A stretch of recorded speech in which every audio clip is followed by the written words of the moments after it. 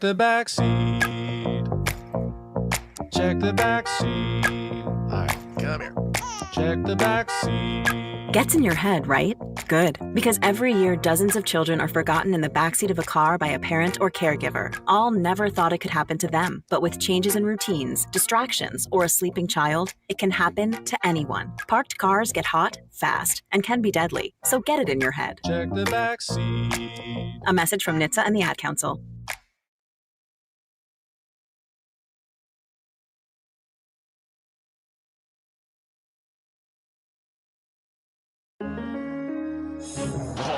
Crossover. Oh, killer crossover. Just crossover and just crossed him over nastily. Another victim to the crossovers. Cross him up and sit him down. Time for the crossover powered by Everlevel Concrete Repair in Omaha at everlevelconcrete.com. Wow, look at how a lot many of windows. Screens are Wow, up. a lot of Let me- windows. What the There we hell go. is going on? That's better. We That's didn't a need little that one. bit better. John, Josh, well, hold on. Josh down there and Nick Hello. down there. What's up? Oh, there we go. Hello. Hi. Josh, what is going on? Why Wife has COVID again. I didn't even know what the rules were. I had to email our bosses and ask, what are the rules? And they said you should stay home until Thursday. Gonna die. there So are, I'm gonna- are there still do we still have corporate rules as Apparently it pertains so. to COVID? Apparently so. Yeah. I guess we do. She said that I would have had to wear a mask during the show, and so that's obviously a non-starter. Why didn't you tell her about the shower curtain? We could have Yeah. put up the shower curtain. Oh, or the big glass No, window. and the big glass. We got rid and of the glass window during the first trash day. Oh, we threw it away. in the Big Oh, we dumpster. did. We Yeah. didn't save that for the 1620, the museum. No, Big Dumpster 1 took that. Oh, I one. did. damn I it. did think of saying wanted I that could for do the 1620, show. the museum, the COVID years. I could have done the show from like a different studio at the office, but I guess it would be the same thing. So here I am at home in my office. You could have been in one of the little prod rooms, the cozy little prod. I could have been in a cozy little prod room, like a little prod boy.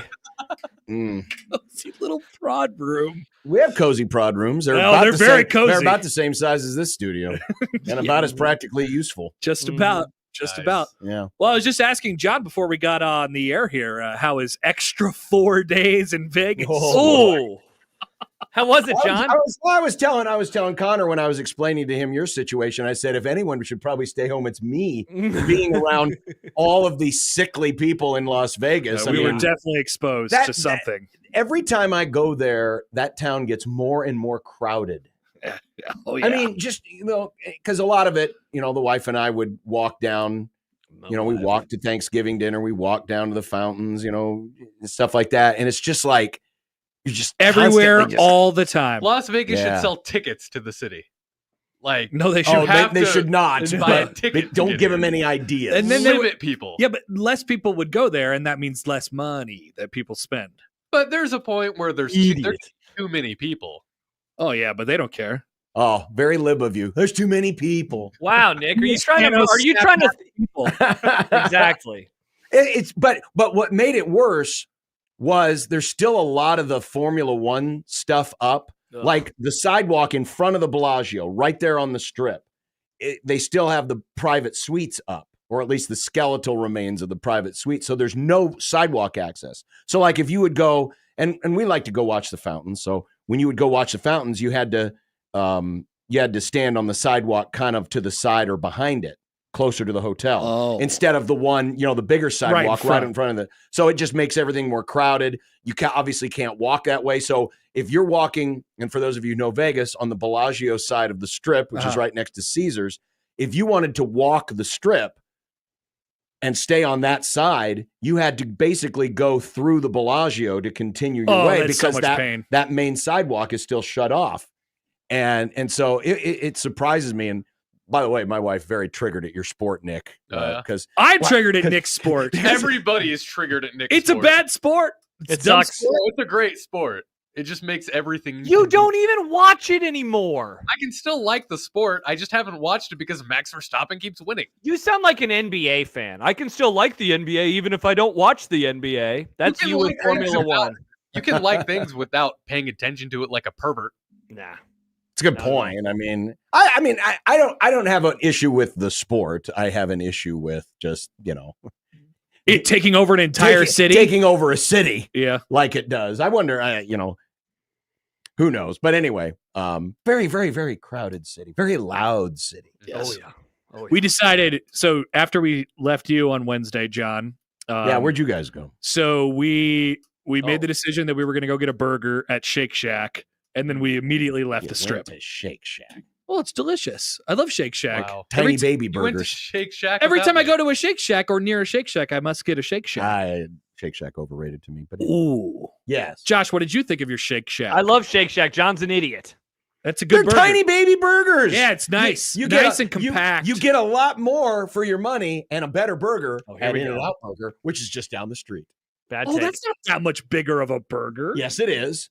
I don't know. It's still in the little, they give you a little sleeve, Yeah, but it's delicious, especially animal style. Anyway, Chance writes in. so you went to We- the Shake Shack. Yeah, we went to Shake Shack and then basically left the strip immediately. That's a great choice. Yeah. Yeah, we went Great back. choice. We went back to Circa. Yeah. And then people were disappointed to hear that Josh and I just retired. Wait, after who was that. disappointed? Who said this? Well, I got some texts. From some people. Mike Schaefer? No, Mr. Sindelar. He said, Mr. S. He said, "Go out, enjoy your life, please, for the love of God, do something." And I was like, I don't know. Didn't you guys? I mean, you did that. Happer had to Sunday. wake up at like 2 Monday. o'clock the next morning to go to the airport. Yeah, I mean, And still, I almost did go back out, but I didn't. yeah, Saturday we had to get up early to come back Sunday, so we were back in our room by 9-ish Vegas time. And it's 2 hours earlier. Yeah. Hey, don't worry. We had our enjoyed the town. What night did we enjoy the town? Tuesday night was when Tuesday. we enjoyed the town. The good pictures of us hanging out on Fremont Street, not Mhm. looking like creeps. Not at all. We looked Yeah. very normal, John. We had a great time. Yeah. Really loved That was it. a fun Fremont Street experience, just walking back. We and just forth. walked up and down for That's all we probably did. a couple hours Had while many drinks. we drank beers. and tweed. It And was so good. tweed. Twee. Yeah, but did you get the 2 for $5 beers at the ABC store? No, like we I did not. did? Our beers Oh, cost more man. than that. Yeah, I was a big fan. But of they were that. gigantic. They were. We had this to, big. John. We had to spend money. We had to spend money, and so I was like, I will buy beers for the whole crew, and it was like $50. But you know what? It was worth it because It was 3 beers. we made friendship. We had They a were great big time. beers. to Well, I be mean, fair. when we We did first make got friendship. when we Yeah. first got in, Rob Anderson and couple other folks, we went to there's the country western bar there inside of the MGM. I've heard about this yeah, experience. $17 beers. And that's what you decided. I have to go to the That's ABC store. That's when I said, "Hey, this ABC store right next to the Denny's, which I ate at 3 times last oh week." my 3 god! times? You had And we're to the do ones who are 3 idiots for going to Shake Shack. What are you Yeah, talking what about, you freak? Denny, hey, you get more for your money at Denny's, and it was good. John had went to Denny's Vegas at and ate Las- Denny's 3 times. I feel like Las Vegas Denny's is more dangerous than a normal Denny's. No, this was very good. It was very clean. It was good. It was well organized. The thing about it, very though, near the strip. very near He the strip, respects near that. the hotel. The thing about it was, now I got there really early a couple of days because I was still like on Midwestern time. Mhm. So I got there before the big crowds, but then the crowds would start rolling in about 7:30, 8 o'clock. And it got to the point where people are waiting outside. Oh no! And, a lot of places, they got the little discs that buzz and, go Disc? off, Oh. when you put in your Yeah. name. Well, they just wrote down names. And this she's like the smallest person in the place. She's like this 5 foot tall woman who maybe weighed 80 pounds, had this megaphone and was just yelling, Megaphone. "Smith, party of 4. Oh my gosh. Stevens, party of 2. I mean, it was the whole time. Oh no! It was crazy. That sounds But the food horrendous. was good. And you got out of there before the big rush, right? Or Yeah. Okay. That's what counts. The big Las Vegas Denny's. Well, run. the other thing was One of you my know, favorite. the other place, the other option, you could have done the breakfast buffet, but there was always like this long line. I'm like, I'm not going to stand in the damn line for a $38 buffet. So did you walk to Denny's? Yeah, because it was Denny's was walkable? like 2 blocks away, right next to the ABC store, It where I is. discovered the 2 for $5. There's like beers. a TJ Maxx over there. I Yeah, think. yeah, And- oh, yeah. yeah. Too It's- much I mean, experience. we had bagels one day. Oh, bagels are good. Are Las Vegas bagels good? Well, I mean, it was one of the chain bagel. Did they scoop it? Oh, You couldn't really find any like local places. No, yeah, that's not. Though there is That's not the what the place. strip's for. There is the place in front of the Park MGM, which is on the right next to the where your Shake Shack is. Italy? Italy. Mm-hmm. My wife was like, Man, I wish I would have discovered this 3 days ago. And I'm like, I'm glad we didn't. I'd be coming back unemployed. I would have no money left. Yep. A lot of good options. A lot of good options to eat. By the way, Chance did a comment earlier and asked if I fought a kid again. No, sadly, there was no kid. There was no Cody's. No Cody's. You fought somebody? What do we see? Remember, he respects that. We saw Big Gorilla. We saw multiple Big Gorilla. Big Gorilla. There was Big Gorilla, then there was Santa Big Gorilla. Really? Yeah. That was the night of the walking. Mm-hmm. Yeah. The night of Michael Jackson was out again. That sounds like a theme, like a title to a zombie movie. The night of the walking. It was a great night. It was a great night. Michael Jackson was back again. That's true. Michael Jackson was back. We saw. Oh, that was the night that you were there, John, when we saw the UNLV football player in full uniform walking down the street. Do we figure out why yet? Do we know? He must have been doing a hype video.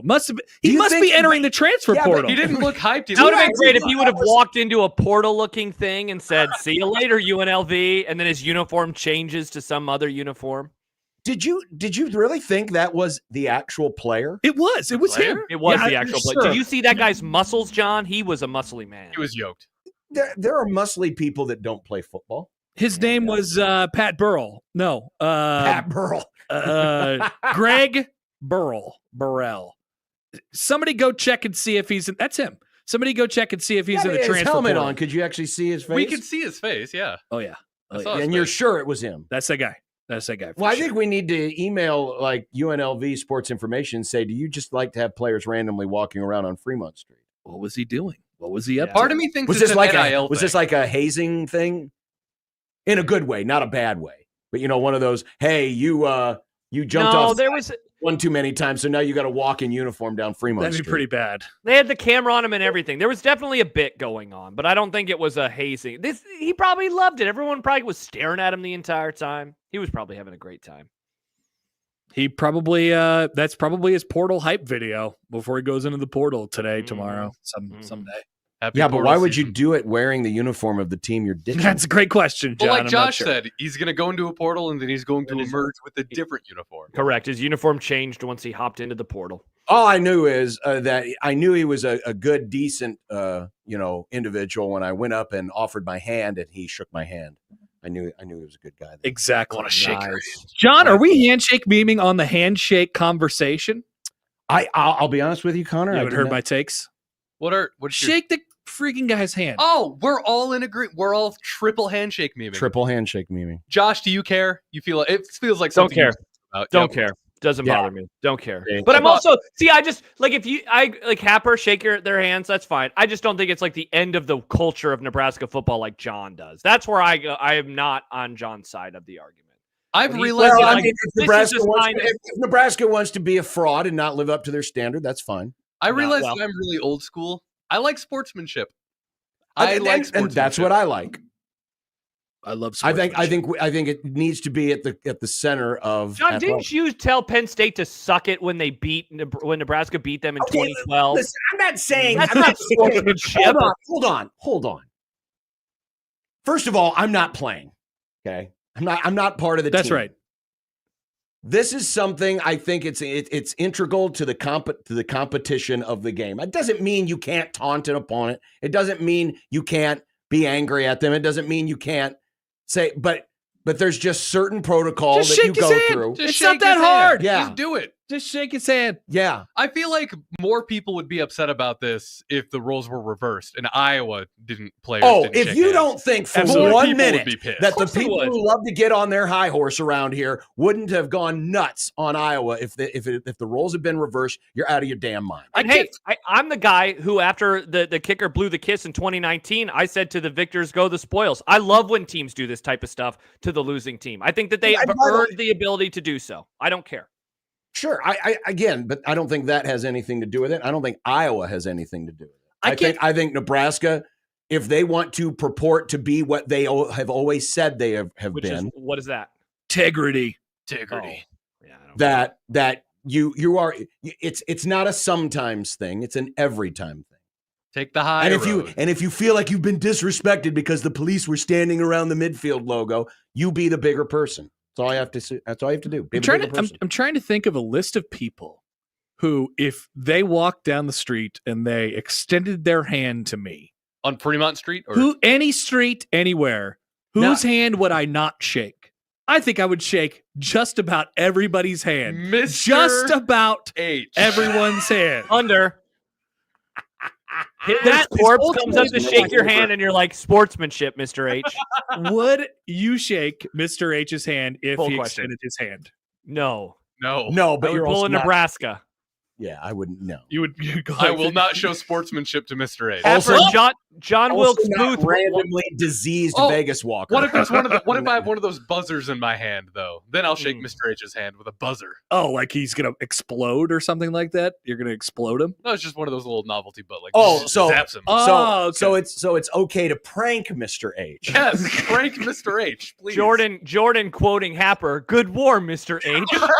Happer. Good war. Good war. Good war. Good war. Good war. Do you think they did that on the deck of the? They have Missouri? to. They love sportsmanship. They do. They're in the bay there, Tokyo Bay. Tokyo Bay. You know, after they get up and On the, the and the USS representatives of the Japanese government and oh my God, General not Eisenhower, but it was MacArthur. Is standing up and say, "Good war, Good war. Good war." Chance, The an other side. ancient old man with an Argentinian passport shuffled towards Connor Happer. Just want to say. Just want to say. I'd shake a lot of people's hands. Shake Mo- your hand. Cody's. Most people. Would you shake Cody's hand? If Cody offered No. me, No way. not after the bathroom, obviously, wash your hands, Cody, you sicko. You can't tell someone to wash their hands. You don't wash your hands. I wash my hands. Mm. How many times did you see me wash my hands while we were in beautiful Las Vegas? Maybe one Every single time. I You didn't. guys I didn't. guilted I me didn't- into it. I wasn't in the restroom with you. If we're gonna guilt you into anything, that's probably a good thing that we did. Yeah, Yeah. that's true. Yeah, Also, is working, like touching stuff. It's just, Interesting. It was the right time You to have a wash baby hands. now. It's time for you to set an example too. It's time to That's true. wash hands. Mhm. I did feel weird getting off of the plane from Vegas and immediately, like saying hi to my child. It's just such a different world, yeah. It's like I went through the portal that guy went through. Whoa, what happened? We should have done a Fremont Street portal for you, Happer, where you're walking and you're gambling, you're drinking, and then you come out of it and there's your child. You give her a kiss on her forehead and say, "Hello, child. It's good to see you again." It's very odd. It's very weird. Charles wants to know, would you shake the hand of someone who wears piss socks? John, do I you don't know think about John what probably happened? knows about this. I've Oh. only seen it referenced. I'm not sure what it Oh, is. I John. understand the whole mushy food thing. Mushy. Oh yeah, you Which, do. by the way, old Martha Stewart needed a little more mushy in her food. Mushy. But anyway, I've watched the video of Nick saying mushy and then our response to it no fewer than 24 times since Wednesday. I love that the video. context of that was pretty easy. The piss socks, though, I'm not sure what that's all about. So somebody asked us if it was okay if you got a little pee on the toilet seat to wipe it off with your socks. Like you put your foot up and wipe it off. no, Okay. That was my response. Question is answered. That's the because good first answer. first of all, depending on the level of the urinal/toilet, you got to do a little. And I know we're not generally athletes here.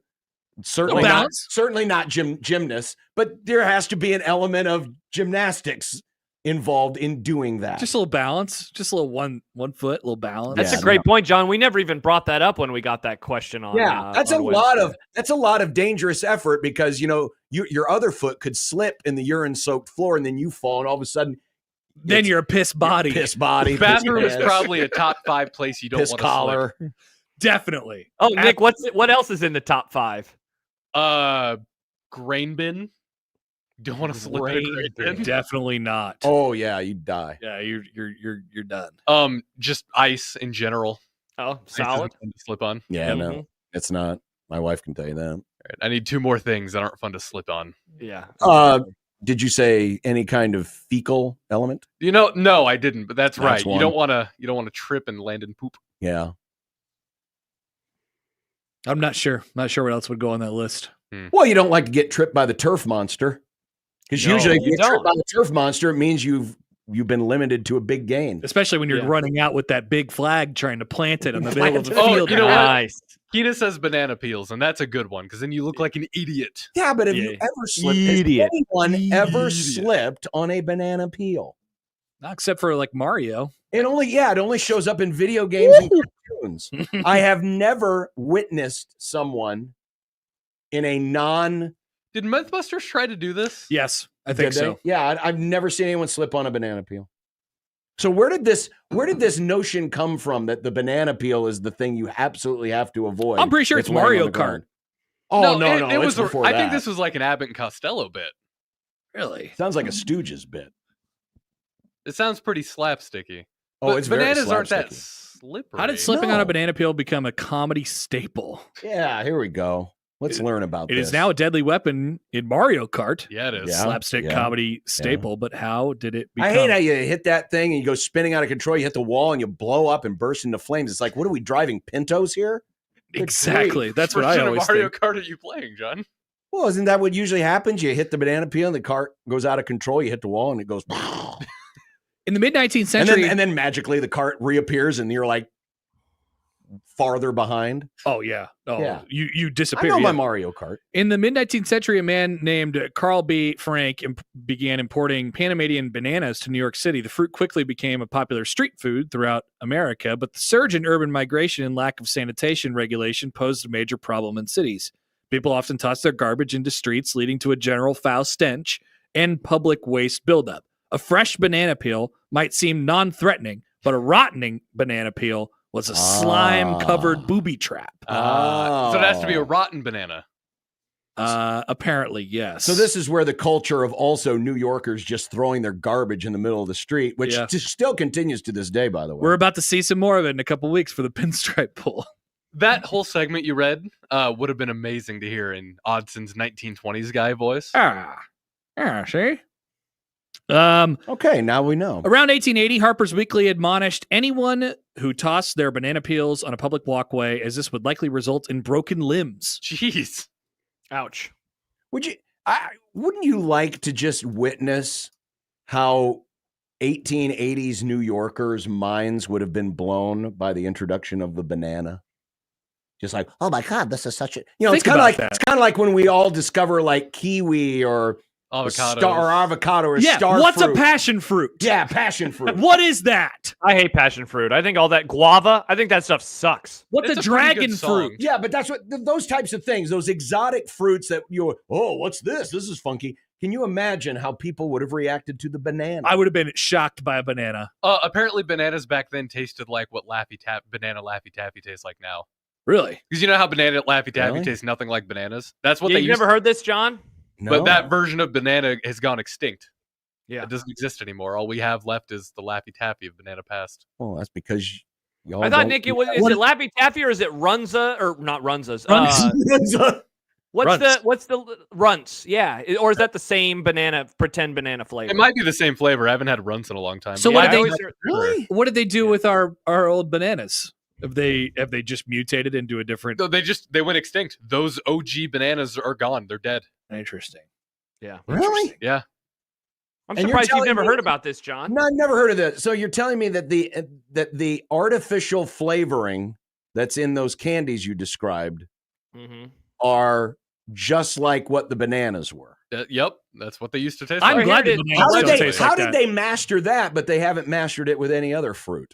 You mean you don't in think candy? the orange flavor tastes like orange? Not All really. right, John, here's a story from, it's just a few months old, from foodandwine.com that is titled, Your Favorite Bananas Are Rapidly Going Extinct, but Scientists Say You can help stop it. So there we go. We got to help stop it. But in the story, it says, the kind of banana we eat today is not the same as the one your grandparents ate. Those old ones, the Gross Michael bananas, are functionally extinct, victims of the first Fusarium outbreak in the 1950s. Oh, not Fusarium. So yeah, it went away in the 1950s.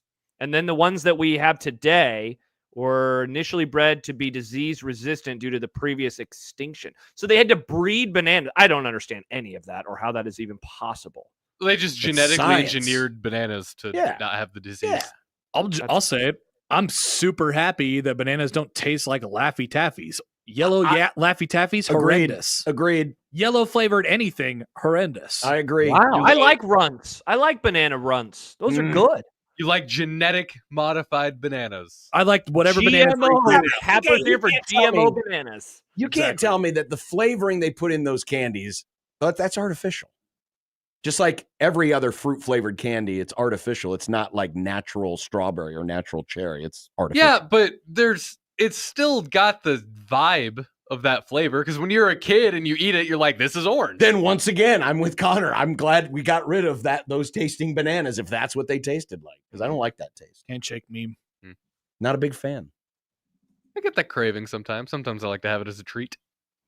Yeah, I like pretend banana flavor, but I like regular banana flavor too. I like real bananas and fake. Listen, I'm not being critical, because I also like artificial watermelon flavoring, but you give me an actual watermelon, get that crap out of my face. I love watermelon and fake watermelon. You know what? The Hey, you know what? watermelon is fine. The real watermelon makes me bleh. I like fake cherry more than I like real cherries, but I still like cherries. But I like pretend cherry. I prefer real cherries to fake cherries. I think a lot of people probably agree with you. Why do you guys think that they haven't modified artificial banana to taste more like modern bananas instead of the 1950s bananas? Probably because they just found something that works, didn't want to change it. Yeah. Cost concerns, maybe. I don't know. Maybe just for the memes. For the memes. There's like 105-year-old Laffy Taffy representing going, I remember when the actual bananas tasted like this, and by God, until I'm gone, my candy is going to taste just like those bananas did. It's like when John, someone your age always brings up how much better McDonald's used to be. Next time I see my grandparents, I'm going to be like, hey, tell me about the bananas, though, back in the 50s. I want to know about what bananas used to taste like. What were bananas like back in your day, Pops? I should have asked. I was in Denver. I should have asked my grandma about it. No, I should have just asked my grandma about it last week. I wonder, though, if there are actually, because I honestly did not know any of this, right? I didn't either. I wonder how many people actually know that the bananas that older folks, that the bananas they grew up with are different than the bananas. We're eating genetically mutated bananas. Mm-hmm. I wonder how many people actually would remember that. I don't know. I'll have to ask my grandpa about it. Hey, what were bananas like? He's like, have some sweet corn. I don't know, because I used to smother it in chocolate, vanilla, and strawberry ice cream. Nice. Because that's how most of us ate our bananas, was in a banana split. What do you guys think about the grape? Bad. I like artificial grape more than do you like grapes or grape flavored things, or neither? Both. Neither. I like white. Love grape flavored things. White grapes? Was it purple and white, or the green, whatever the green grapes are? I like that in actual grapes, but I like purple artificial grape better. I don't think you've had white grapes. I think you've had red grapes and green grapes. I don't think you've had a white grape. I thought the green grapes were called white grapes. I don't know. Are they? I always call them green grapes. I don't know. I just used to call them grapes. Those are the only grapes we would ever get at the grocery store. And then they started bringing the red ones in. I'm like, oh, this is what they make the wine out of, right? I love grapes. I do too. Shout out to grapes. What do you think of the debate that's happening in the chat right now, being led by Jack Mitchell, who is here way early? He'll be joining us in like a half hour. He's talking about pears and says that pears aren't very good. I think that's a bad take. I love pears. Pears are one of my favorite fruits. My wife just asked me about this past week, because she likes pears, and she's made some desserts with pears and like a pear bake or something like that. And she asked me what I thought of it. I said, not really a big fan. Not a huge fan of when pears. They offered me pears or peaches in the little cups at school, pears. Peaches all day. Peaches I think pear is one of the most refreshing fruits that exist. Pear is really refreshing. It's like especially canned pears. I like canned pears more than taking a bite out of a pear, honestly. There's something about the texture of the pear. It's definitely really like grainy. It's grainy. It's almost like you're eating an apple covered in hair. It was more about when they give it to you in those little weird cups, it's more about like the pear juice. Like you had to decide if you were going to drink pears or drink peaches. And I'd rather peaches. I'd rather drink pears. Oh, I love peaches. Peaches are great. So what's Jack saying about the pears? He says they're bad. John, he mentioned that he says Josh P loves the texture of sand in his mouth. I love the texture. I love that texture. I think it's good. It's different. It's different. It is different, all right, but so is swallowing a dog's tail. I mean, nice. I don't do that. Neither do I. But I imagine when eating a pear, this is what it would be like if I decided to just grab Wrigley's tail and start sucking on it. Which I would Daddy's not. home, lick, lick, lick. I am. Wait. Was Daddy's home, lick, lick, lick actually about what you do to your dog's tail? No. John, why did you Not just at have all. that one locked and loaded? Eating a dog tail. Well, I was thinking of what feels like you're eating a mouthful of hair, and my dog's a hairy Apricots dog. are more hairy than pears. Well, on the outside, but I don't eat the skin of the apricot. I'm talking about the actual texture of the internal fruit that you devour. I've never thought that about pears. It has a very weird texture. People are wondering what kind of pears you're eating, John. What kind pears? Again, I've had the canned ones like you talk about in school. Yep. And this dessert the wife made, and she brings a lot of the boys like pears. Christian likes pears. My wife likes pears. Boys do love pears. Me out on pears. Okay. Pears aren't for everybody. They're like deformed apples. So I've got, as you know, rancid teeth. I can't bite into an apple anymore, but I can still bite into a pear. And there's nothing more. How can you not bite into an apple? It hurts my teeth. What? I can't bite into an apple. When I eat an apple, I have to cut it up. Go to the dentist. I have. I can't do it. He has not apple biting teeth anymore. I don't have apple biting teeth. You grow out of being able to bite an apple. Some of those, the sweet apples that are very seasonal, those are, I would call them softer. Nice soft apple. You know, the traditional red apple is a pretty crisp. I could understand that, but some of the other apples are a little softer. Nick, no enamel Grim. Headley, Nick likes it mushy. I like mushy. Pears are mushy. I do like pears. They're mushy and they taste like you do like a dog's tail. But that was your complaint about sweet potatoes, right? They're too sweet potatoes are too mushy. But also, I just have potatoes. Why do I need the worst version? But they're also mushy mashed potatoes. Yeah, but they taste better. They do. Agreed. We did have. I haven't talked about this yet. I'm sure the wife's been dying for me to say something because we had Thanksgiving dinner at. There's a Martha Stewart restaurant. I've seen some pictures. Seen some pictures. Let's just say it was the most expensive Thanksgiving meal I've ever enjoyed. Mm-hmm. It was good, but well, that's good at least. One of the side dishes, they had the little potato pierogies in brown butter. Love those. Those were good. Love those. Those were really good. Love pierogies. I know the last time I've had a pierogi. I don't think I'd ever had a pierogi before. Pierogies are a big Pittsburgh thing, right? Big thing in Pittsburgh. I never ate a pierogi when I was there. This was definitely a mushy food, Nick. Mushy. There's basically just mashed potatoes inside of a ravioli. Oh my god, it's incredible. That's all I need. But it was like drenched in browned butter. Wow.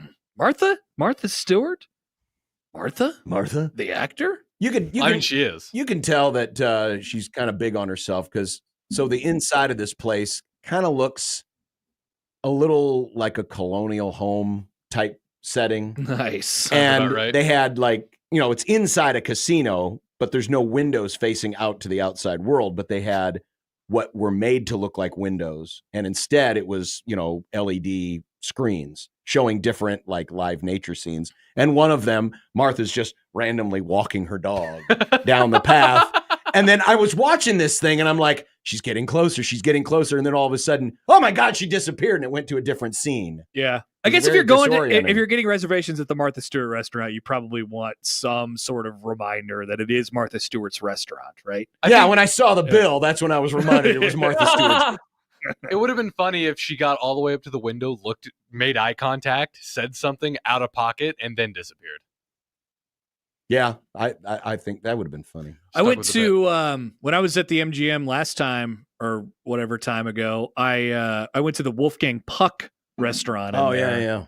And it wasn't like there was some Wolfgang Puck stuff. Is like I'm at Wolfgang Puck's restaurant, but it wasn't Wolfgang Puck walking his dog down the street or anything like that. There wasn't any constant reminders that Wolfgang Puck was having his restaurant. That place was good. I'm pretty convinced that Gordon Ramsay has a restaurant in every casino in Las Vegas. He definitely does. Just like, hey, I'm Gordon Ramsay. I'm going to swear you in British. If you talk to anybody who's in Vegas, they're like, I'm going to the Gordon Ramsay restaurant tonight. I was like, well, there's like 9 of them. Yeah. Apparently, Gordon. It's like saying you're going to Runza in Lincoln.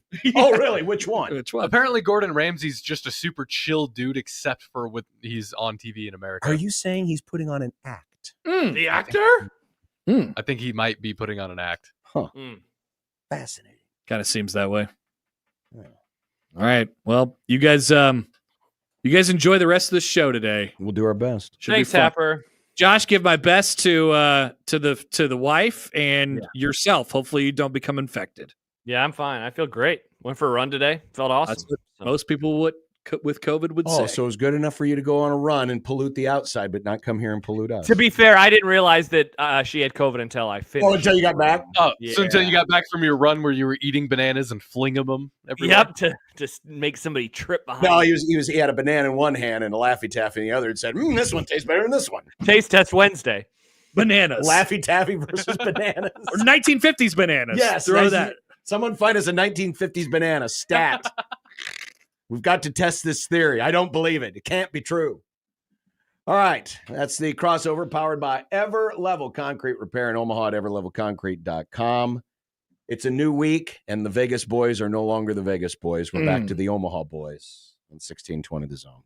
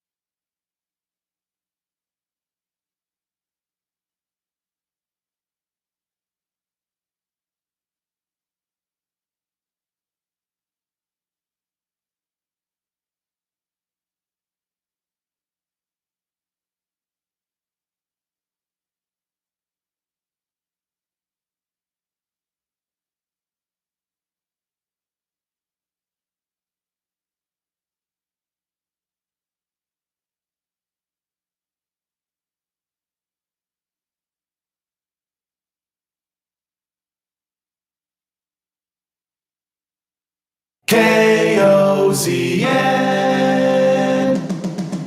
Unsportsmanlike conduct on 1620 The Zone. Husker Athletics, Creighton, and yes, UNO. Don't miss a moment, they'll give you your fix. They're on every day from 2 until 6. Spend your afternoons with John, Josh, and Nick.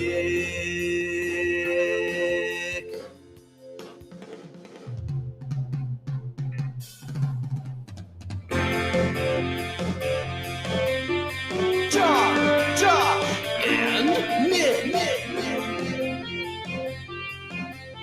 They'll show you what sports talk really is.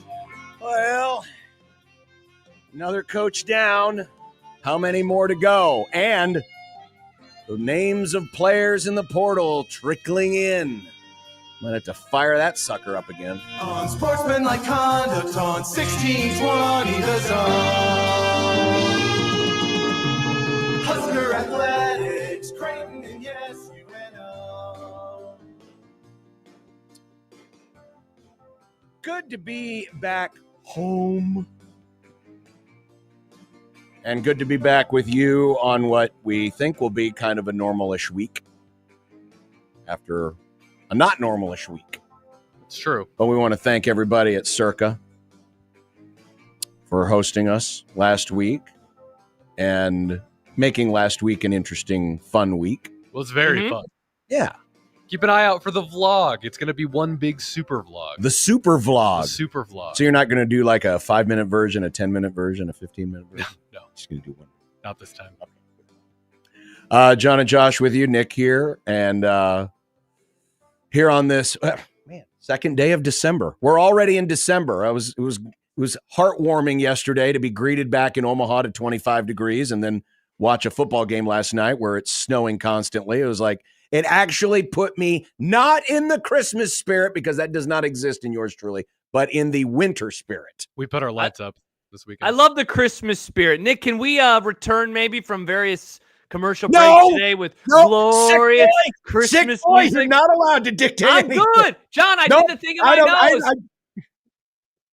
I'm totally fine. Don't show me your damn nose. What's wrong with Totally your nose? fine. I'm feeling great. I'm feeling awesome. It was kind of chilly yesterday, but I think... Oh, it was very chilly yesterday. So I finished moving yesterday. Oh.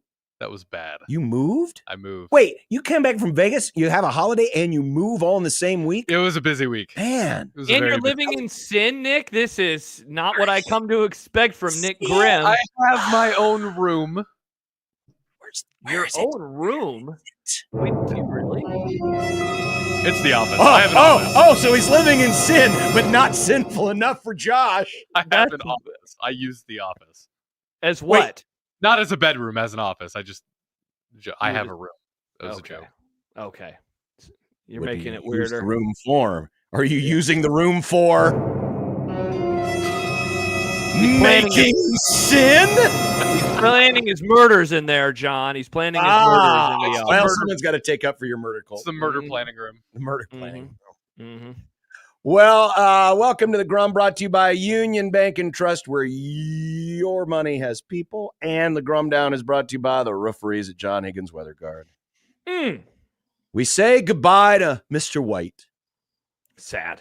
There was a part of me that wanted to tweet out, what was the name of the song they played at the end of Breaking Bad? The Electric, was it Electric or something blue? Yeah. Goodbye Blue, yeah, may have been. It wasn't Electric Blue. That would have been a funny song to end Breaking Bad on.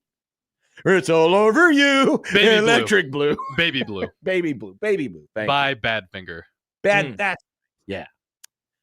So Nebraska will definitely have another new coordinator. Another new coordinator. We'll talk more about that coming up. The Scarlet and Cream wrap up the regular season. Notice I say the regular season because the season is now on pause. Nice. Still got a bowl game to preview, John. I just saw the latest prognostication for Brett McMurphy. Has him in the Mayonnaise Bowl. Hell yeah, John. Yay, You gonna eat some mayonnaise to celebrate? Hell no. Oh, we could put red food coloring in it, Josh, and then give it to John. Here you go. Lick, lick. Yeah, no, I don't. Why red food coloring? Why would you put red food coloring in the mayonnaise? Because Nebraska's going to the Mayo Bowl. Maybe John would like mayonnaise then if he ate a burger that had red mayonnaise on it. No big mayo, John. That's weird. Just turn it into a Big Mac sauce. And then, John, how much food coloring would you have to put into a dollop of mayo for it to actually look like red? Not like a pink mayonnaise, but actual red mayo. I don't know if it would take that much, would it? You don't think so? I don't know. I don't know. I've never had the desire to dye mayonnaise. Somebody before. get us some mayonnaise and food coloring, and we'll test this out. Yes, get into the test kitchen and tell us how much red food coloring does it take to make the mayonnaise look Nebraska red. Yeah. Jack Mitchell, both happy and sad. Oh. I would assume. I mean, the results of this weekend were a little mixed. So he's neutral? Because of the basketball, yeah. Oh, I thought you were saying he's pumped because Tony White's gone. Maybe he's like head over heels. Oh, is he one of those people that are happy that Tony White's gone? I actually don't think that he is. I think he'll be sad about that. Here's my take. You shouldn't be. He was pretty good. Rivalry week riots. And that was the other thing about being in Vegas and, being with my wife is I missed all the rioting.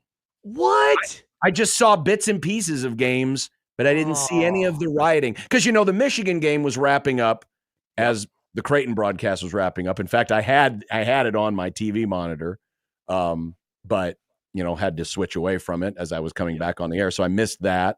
Didn't see anything that went down with SC and Notre Dame.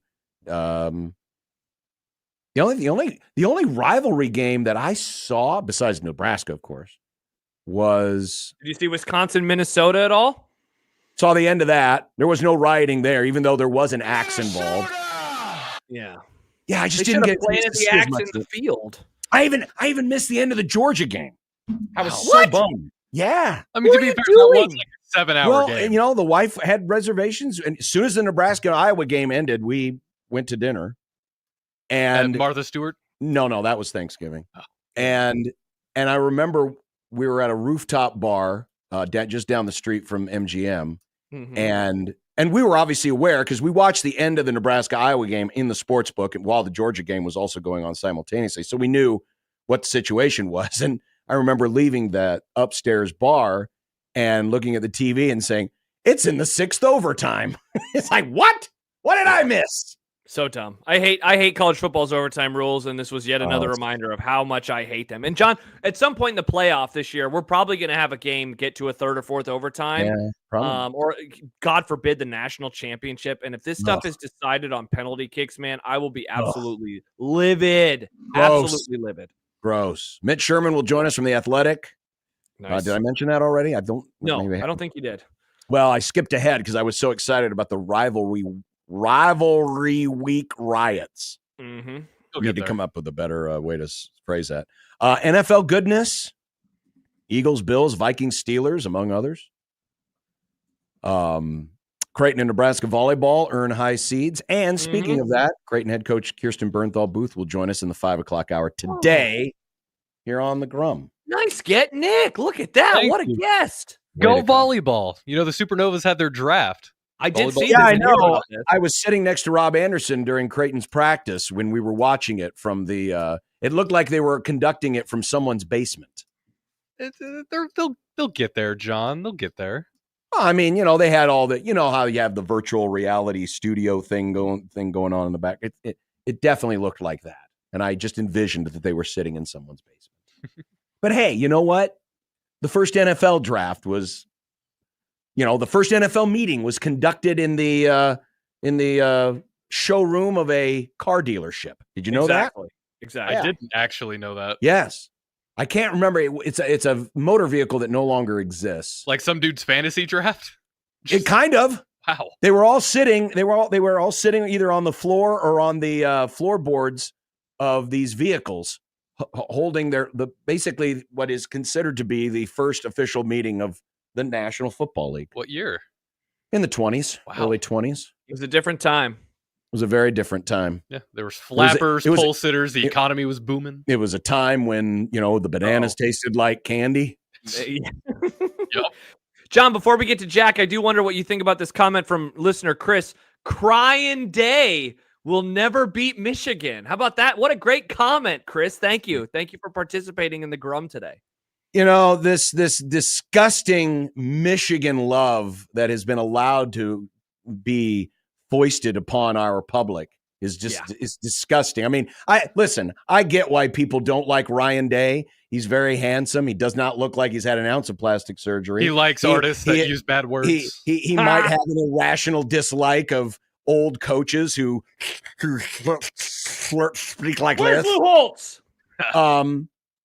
So I get why people are having fun at Ohio State's expense, but the fact that Michigan gets to be the one to benefit by this, I mean, this is basically like rooting for the Russians over the Germans in World War II. You can't win either way. Nah, I had a great time. That was a lovely football game. Man, I was cackling. Sure you did. You know the mad part too, John? Because I whooped everybody's ass in predictions this week. I am so upset with myself. Not for the season. We have 1 week left, right? We still have conference championship. It's done. Yes. I thought we had last week. We had one more week. It always ends at the end of the regular season. You're just changing the rules so no, you end on I top. say go back and that's check the tape. Check the tape from last week when we did this. It always ends after the Black Friday weekend game. Well, that's upsetting. Anyway, I almost picked Michigan in my upset. Because I thought that they were going to keep it close. I just didn't have the gumption to do it. And man, what a performance! What a performance by the Michigan Wolverines. Yeah. I'm sure it was. I didn't get a chance to see it. I mean, Dude. I was following the score and I was like, wow, this is not going well for Ohio State. Yeah, you know, we often talk about how teams have been in Nebraska's heads over the last few years. Basically, it's any team if the game is close. Man, yeah. I mean, you, John, you can speak to the 70s and all those weird Oklahoma games when Sooner Magic showed up. 80s, Man, I mean, that has definitely arrived with this rivalry. It is crazy, especially for someone like me who, you know, I've always rooted for Michigan in this game. But for years, it was like, well, they're not even going to be able to keep it close. And even if Michigan is the better team, they're probably going to lose. To have seen it flip on its head like this the last 4 years, it's crazy, man. It is crazy. It did. Because Ohio State was ruling this thing up until about 5 years ago. And then even without old Jimmy H, you know, it still happens. And that's one of the cool things about rivalry games is sometimes you can get that. I mean, Mississippi State made Ole Miss, sweat it out. And rivalry games are always wonky. They are. That's the beautiful thing about them. As long as there's good sportsmanship at the end of the day, am I right? Shake hands. Or before the day, John, not at the end of the day, before the day begins. Before the day or the end of the day, whenever it is. 42 Degrees the Source hotline is 402-951-1620. 42 Degrees the Source by your mother's house. The Equitable Bank inbox is John at 1620thezone.com or Josh at 1620thezone.com. Yes, random emailer who likes to remind us that it'll take Nebraska another 25 years to find a coach who wins more games than Bo Pelini. We got your email too. Get a life. And the J Tech Construction Zone Twitter page where we do have a poll question for you today that is asking you, what do you think of this season? How do you see this season in terms of your acceptance level of it? Good question. I had it right here in front of me and now it disappeared. Here it is. What is your verdict on the Huskers' regular season? Which option best fits your opinion? Were you generally pleased, close to what I expected, or disappointed? It's kind of like hits, misses, and guys. Only 3 options. I remember hits, misses, and guys. Yeah. R.I.P. Generally pleased, close to what I expected, or disappointed with the Huskers' regular season. We'll talk about that later on in the Grum as well. All right. Jack Mitchell's been waiting in the green room forever, arguing with people over the viability or lack thereof of pairs. Yes, among other things. I'm sure there's other things that's in there, too, that love pairs. Tripped his trigger, and we'll find out what those things are next as we continue on Unsportsmanlike Conduct in 1620 The Zone.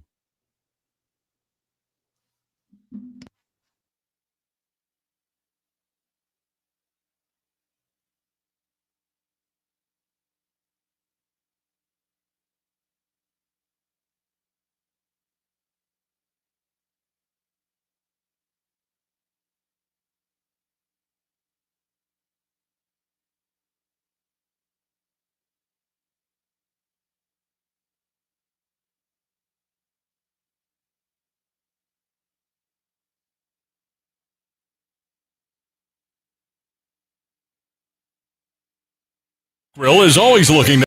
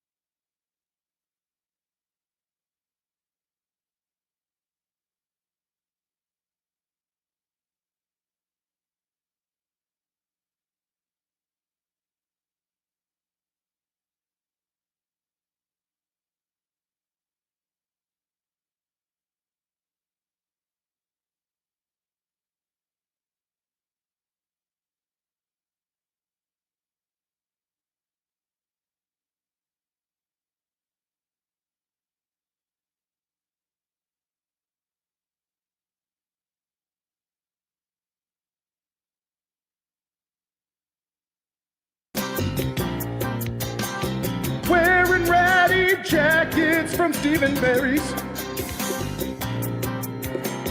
Praying one day Big Red will win the NIT. Ham is the water of meats. Ham the water of meats. Ham is the water of meats.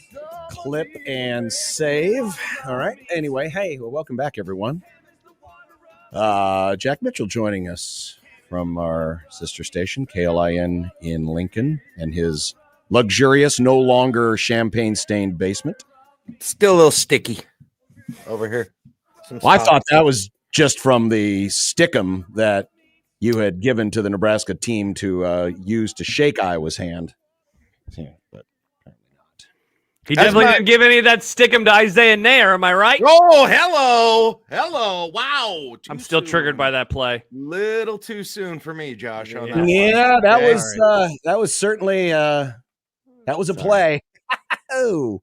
Yeah. That game was I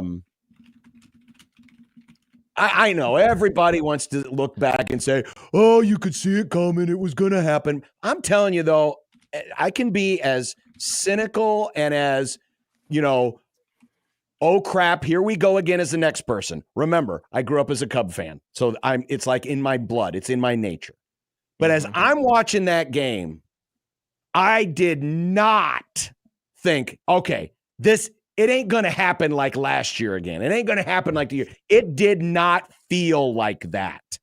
It did not feel like that. Even after the punt fiasco, the punt return fumble fiasco. It didn't feel like that until Johnson's touchdown. Until it was tied. Where was the point for people? Like, where was the real oblique point? It was that touchdown. It was a touchdown because, and your screenshot, you took a still of the television. Yeah. When he catches the ball, which by the way, he's catching behind him basically. So he has no momentum going forward. And there's literally a beautiful umbrella of white and red. It was ready to just. It was covered so well. It was one of the most best covered passes to the flats. I've legit, that screenshot that I took was unbelievable. You can also see Iowa holding in that screenshot, by the way, but there were three guys who they had him surrounded, Josh and John. It looked like they were put your hands up, you're surrounded. It was like a perfect little umbrella. It was amazing. It's like when Reagan came out with the Star Wars plan. Well, this is how it's going to work. It looked like they had spaced the lasers. It looked like they had spaced it out like they were the marching band. It was incredible. Yeah, it was funny. My grandpa, who we were watching the game with, and he said this after they scored. He was like, "They tackled him too high. You got to get low." And sure enough, every single player who goes up to Caleb Johnson, they are all tackling him at his shoulders. And then, once they bounce off of him, I'm like, well, he's going to gain 20 or 30 yards here. And then it's like, wait, where is everybody? Why isn't there anybody over there that can just push him out of bounds? Who can catch this man? Don't we have anybody that has better than 4.8 speed on this team? No, not the muff punt, not the missed field goal. Because what about the drop? What about the Isaiah Nair? I guess that happened after. That was after. It was the touchdown where I thought, okay, they're going to do it again. This is happening again. Because before that, they dominated. Michael Severe had this yesterday on Severe Reaction. Iowa's average yards that they gained on third down was 0.4. Yeah. That's their average gain on third down. You're not going to convert any third downs doing that. The way that they were stuffing plays at the line of scrimmage, and Iowa you weren't going to get any downfield throws that beat you.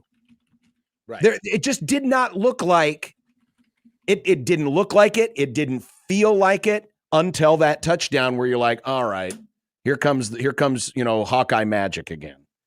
Jack, we talked about on Saturday. How many plays above 10 yards did they have? Was it 4 that Iowa? 4 plays of 10. Good God. Yeah, the second biggest one was that single pass they made to the wide receiver. I'm forgetting his name right now. Well, didn't Johnson have a 25-yard? He had a couple of runs. He had a couple of runs, and then they had to pass to the wide receiver late in the game. That was 21 yards, maybe 19 yards in that range. So, yeah.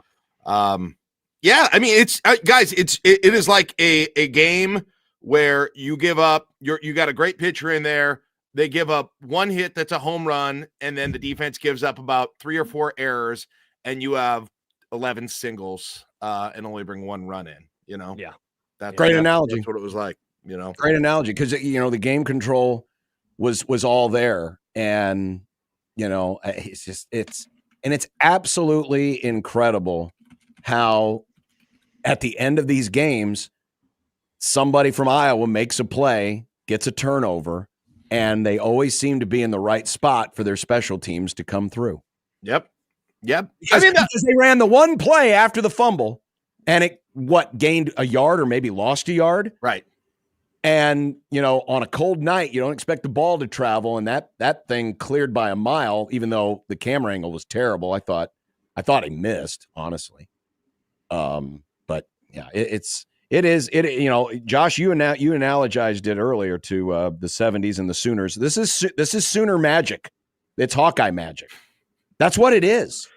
Especially when you look at the last 2 losses. They knew it was coming. And by the way, save me the baloney about them being extra motivated because of whatever happened before the game. They weren't extra motivated. Nebraska looked like the more motivated, fired up, physical team. In fact, they did the anti-motivation. They said, hey, let's just kind of sit back. We know at some point what they're going to do because they always do it. So all we need to do, right, not just make huge mistakes, just keep punting it, just keep punting it, just keep not going for it on 4th down, not take any risks, and they will do it. And you could almost see it in Kirk Ferentz' little face that he was thinking that inside of his head. And he was exactly right in that annoying freaking face and head. So going back to what John said a few minutes ago of not thinking that they were going to lose until the Caleb Johnson screen pass, doesn't it say a whole lot about their belief, there being Iowa's belief, that they were going to win, that they kicked the field goal from the 2-yard line? That in a way, that should have been the moment that we were all like, oh boy, they are not panicking. Because we saw Nebraska in that situation against Ohio State a month ago, right? Where they get this great turnover, they get this massive play, they get inside of the 10-yard line, and they're like, we got to go for it. We have to get a touchdown. We have to score points. And for the record, I did not disagree with that decision. I think that they needed a touchdown. Iowa, though, is like, we got stopped. I don't know if we're going to be able to score here. Let's kick the field goal. There's still plenty of time left in the game for them to make a mistake. And sure enough, it happened again. And it happened in regulation again, where Iowa wins in regulation. It doesn't even have to go to overtime. Yeah, I was expecting to go overtime. I know. There were 2 4th downs that they easily could have justified going for. There was one very early. They got to 4th, and it may have even been a little less than a yard. And this was before it had really been established that, oh, yeah, you're never going to be able to run the ball against this team, where nowadays, in today's modern football, teams would go for it 90% of the time. What we saw play out was the strategy that Jack and you and I grew up with, where if it's 4th down and it's early in the game, you're punting every time. And they did. Yeah. I mean, look, and he's done that all year, by the way. That's not new for Iowa. No, not at all.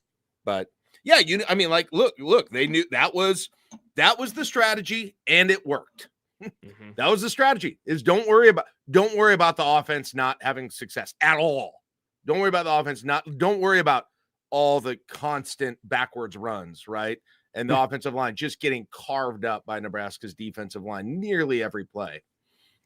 Any of that. By the way, I found a new addiction, and that's arguing with people in your chat during my interview. Yeah. That is really a difficult drug for me to put down.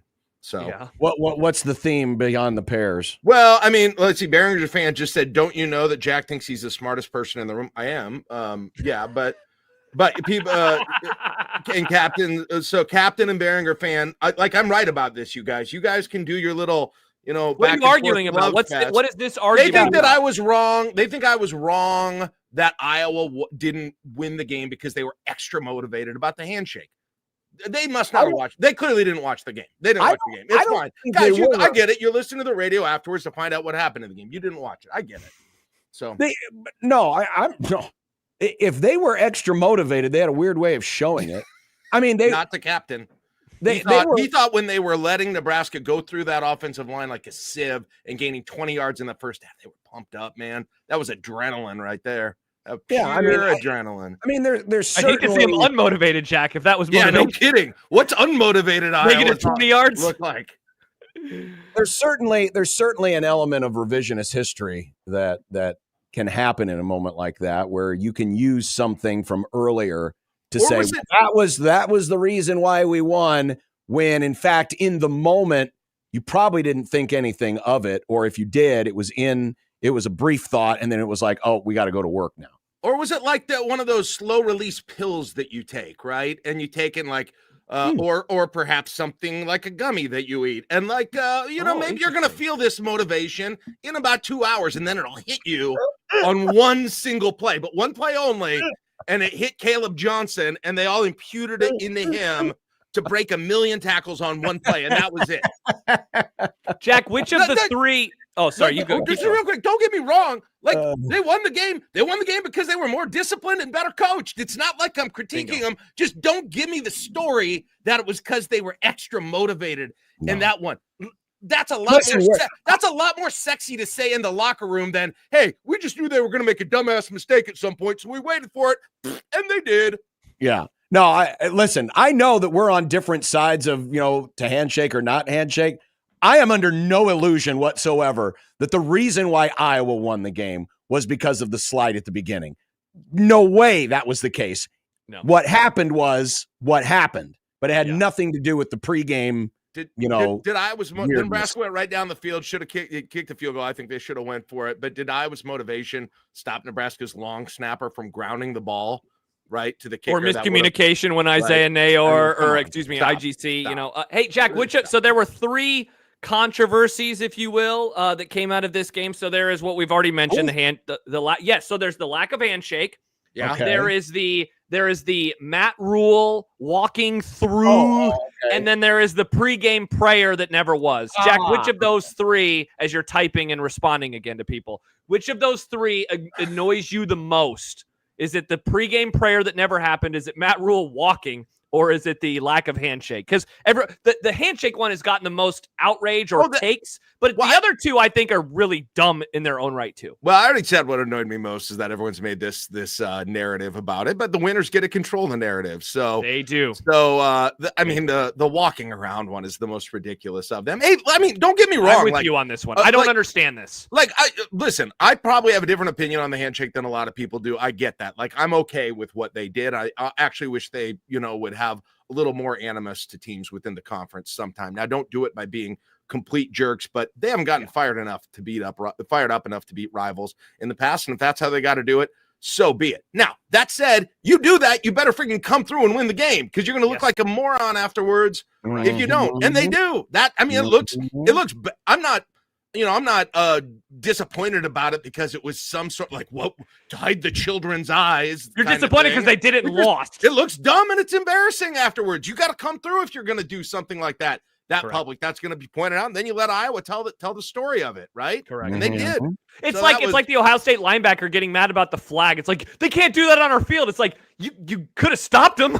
You don't want him to plant the flag. Don't lose to him. Yeah, I thought the Rule walking through there, I don't understand that. Like, when you walk onto the field, sometimes you got to walk places. I didn't understand that. Well, I honestly, was he doing it purposefully? I guess maybe that's the question. Was he doing it purposefully? I don't know. I guess I've never paid attention enough to.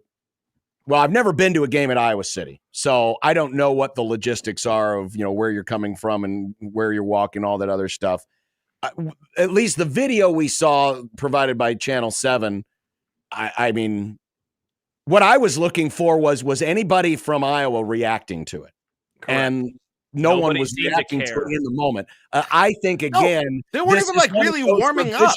This is one of this revisionist history things where you can say, oh, yeah, and I remember when that guy did that thing.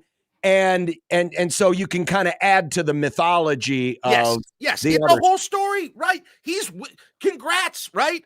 The linebacker is weaved in a great narrative that people seized on, and they loved it because Nebraska's embarrassed, and that's That's great. And people like piling on a losing Nebraska. Of course they do, right? Yeah, exactly. Of course they do. So, kudos to him.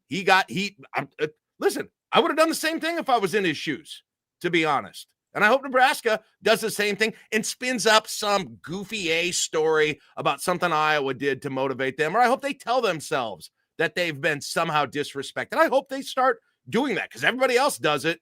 So start doing it. You mean things like 30 years ago when Nebraska, literally, was it Dr. Rob made up a story about what he saw in the nightly news and said that Colorado brought in pipe cutters and told the team they brought in pipe cutters to cut down the pipeline, and it turned out to be a bunch of BS. They haven't done enough of that. Other teams do it all the time to them. Nebraska doesn't ever.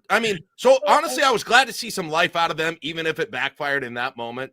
Yeah. To be honest. Also, I don't know. I don't want to get too far into this, but I thought before handshakes, they kind of did this informal fist bump thing, right?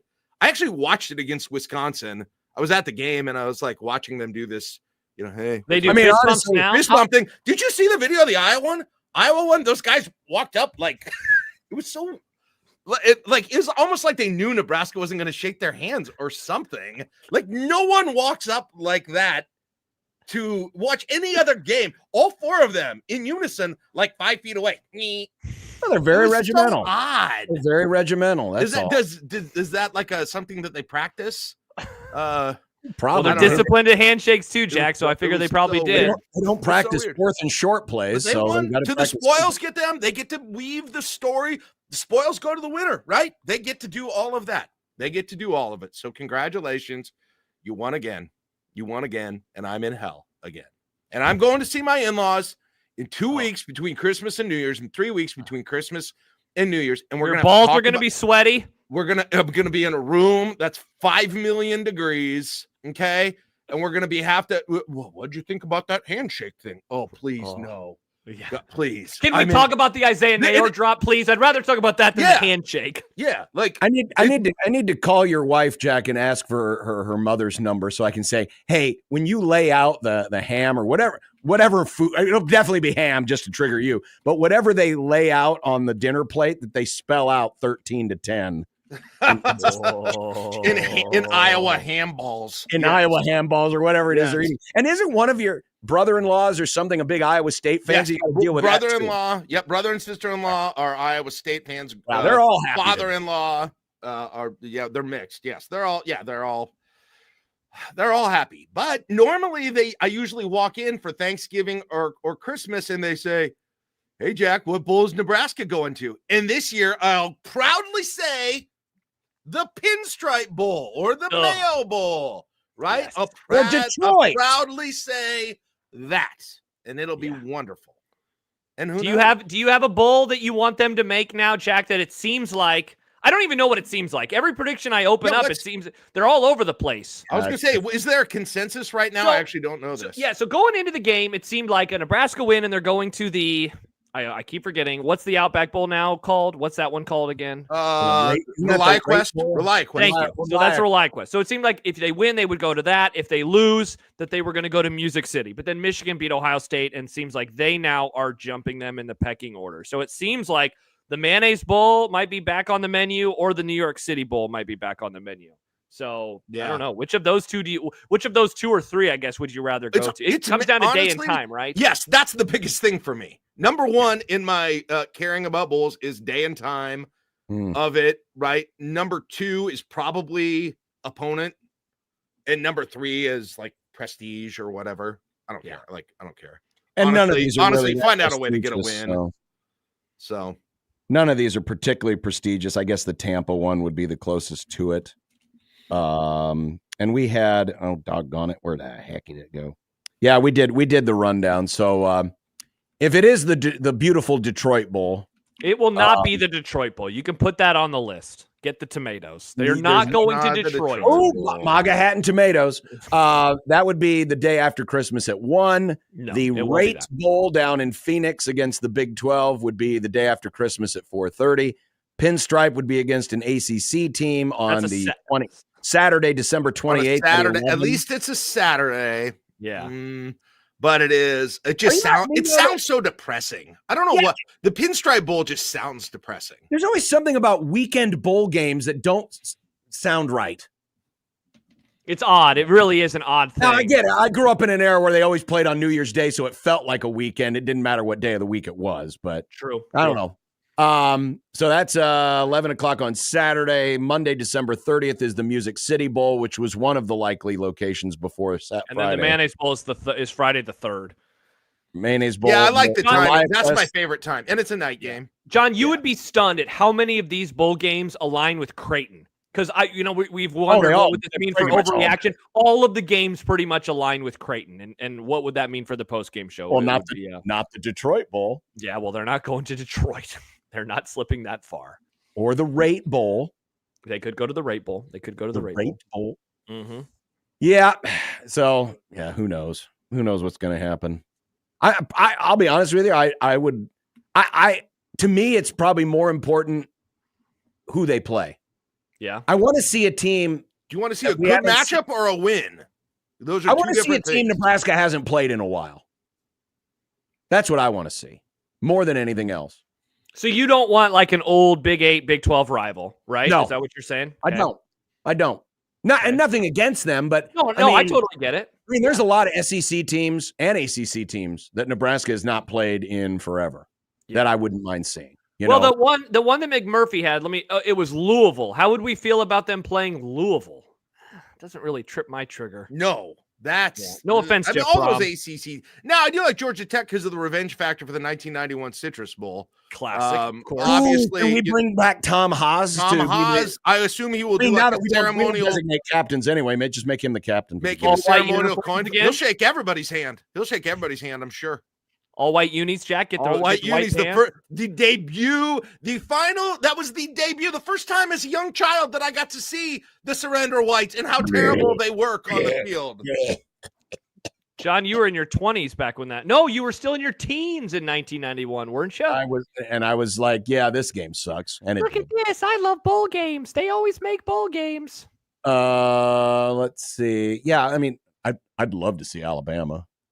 That would be awesome. If they could play Alabama, though I'm worried if they would have won, I think that could have been a possibility. But now that Nebraska lost, I don't. Strangely, though, even though they haven't played them in a very long time, I'm not as excited about LSU only because I feel like I've seen Nebraska play LSU in every other bowl game they've ever played. Yeah, but someone my age, I've never seen them play LSU. Weird. It feels like they have played, but it's just like all the 40 years. Like the Bo Pelini thoughts are mixing in my head, and the Trey Palmer thoughts or something. John, when was it? Was it 84? When's the last one? Sugar Bowl. 87 would have been the last time they played LSU. It happened so often. It happened like three times in 4 years or 5 years. Like when they kept playing Georgia. Yeah. Yes. And it was like, okay, I want to see this. But it was the USF&G Sugar Bowl in 87. I like USF&G. USF and G, Josh. Oh, my bad. How about United States Finance and how about Ole Miss? We could get revenge for the I like that forgettable Independence Bowl. I would like an Ole Miss as someone who wanted Lane Kiffin to be the coach here. Then I could use that as a barometer on if I was right in that game. What about Pitt? Somebody mentioned Pitt because now you would get Pitt. John, in the new/old uniforms though. No, those were two of the least aesthetically pleasing football games I can ever remember watching. That game in the Yankee Stadium, if they went to that one, would be the most depressing visual football game in history. Amen. It'd be so cold, it'd be so snowy, and there would be thousands and thousands of NPCs. Yes. Here's what I would have really liked in the whole thing is for them to have been able to get the ReliaQuest Bowl, which they probably won't get, in Tampa against Ole Miss and Lane Kiffin the year that Monty sadly passed away in Tampa Bay, where he had a whole bunch of his career. That actually would have been super cool. I like that.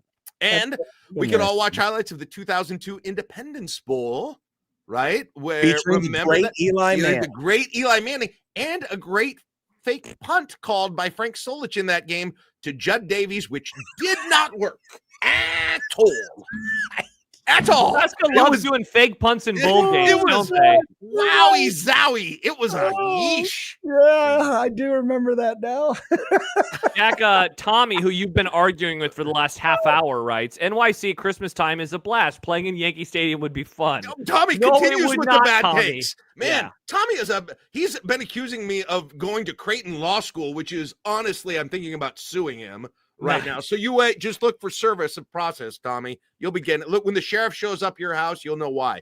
Anyhow, that's been his grip on me. Yeah, that would suck. It'd be so No, cold. I don't have.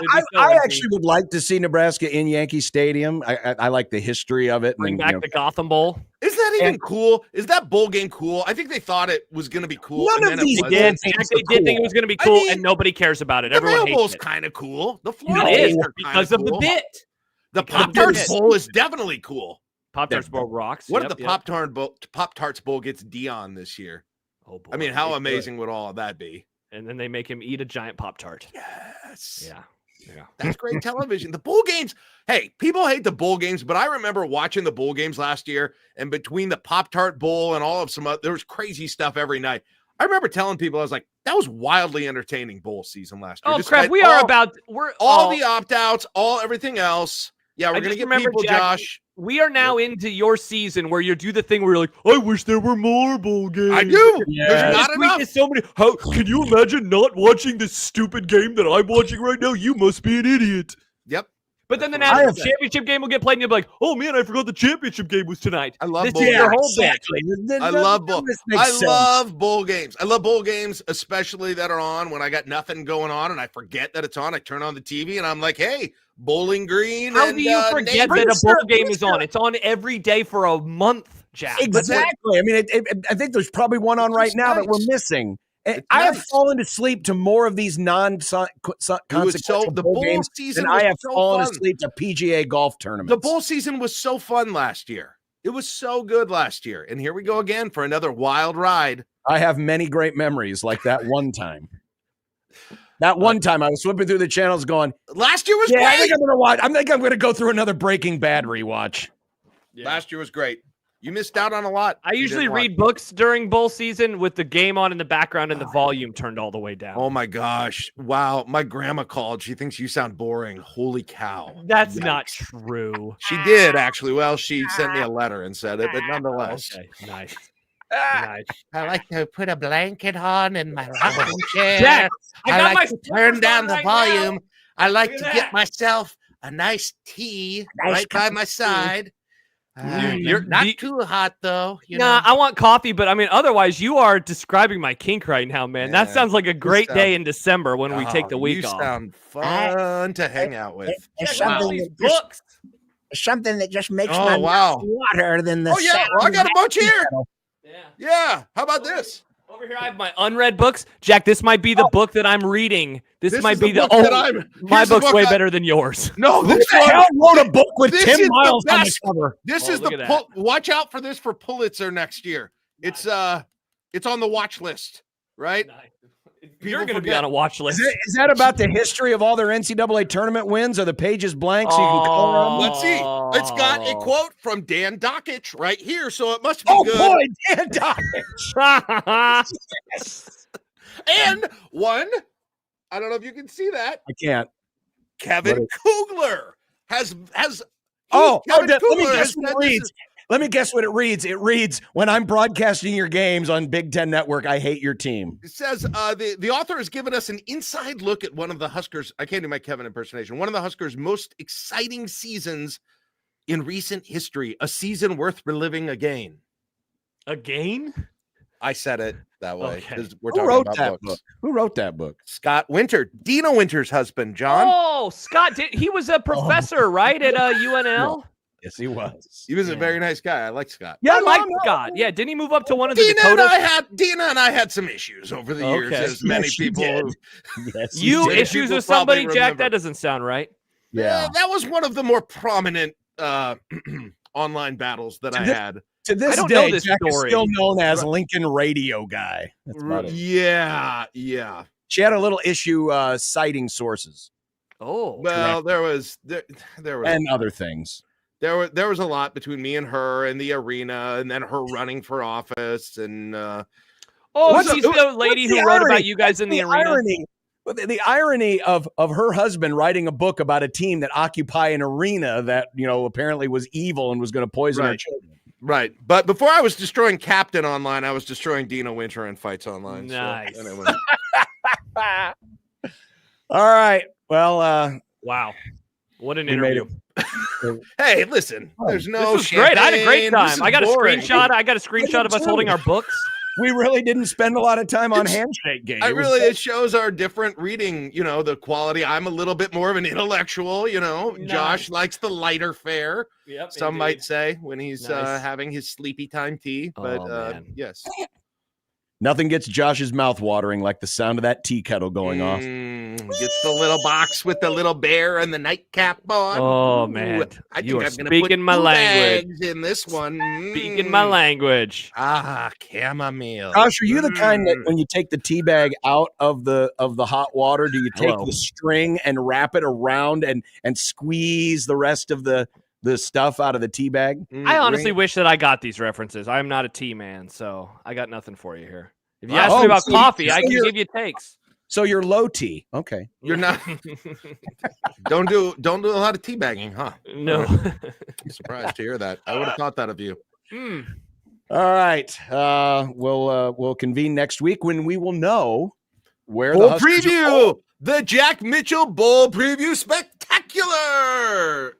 You know what? We should do that. We should let you preview all of these bowl games that Josh is going to have on in the background with no While audio. I read, yeah. While he reads. And Josh can Jack, tell us about the 3 books he's reading. Hey, real quick, before Jack goes. So, John, it was the game that's on the 28th. Which game was that? Which bowl game was that?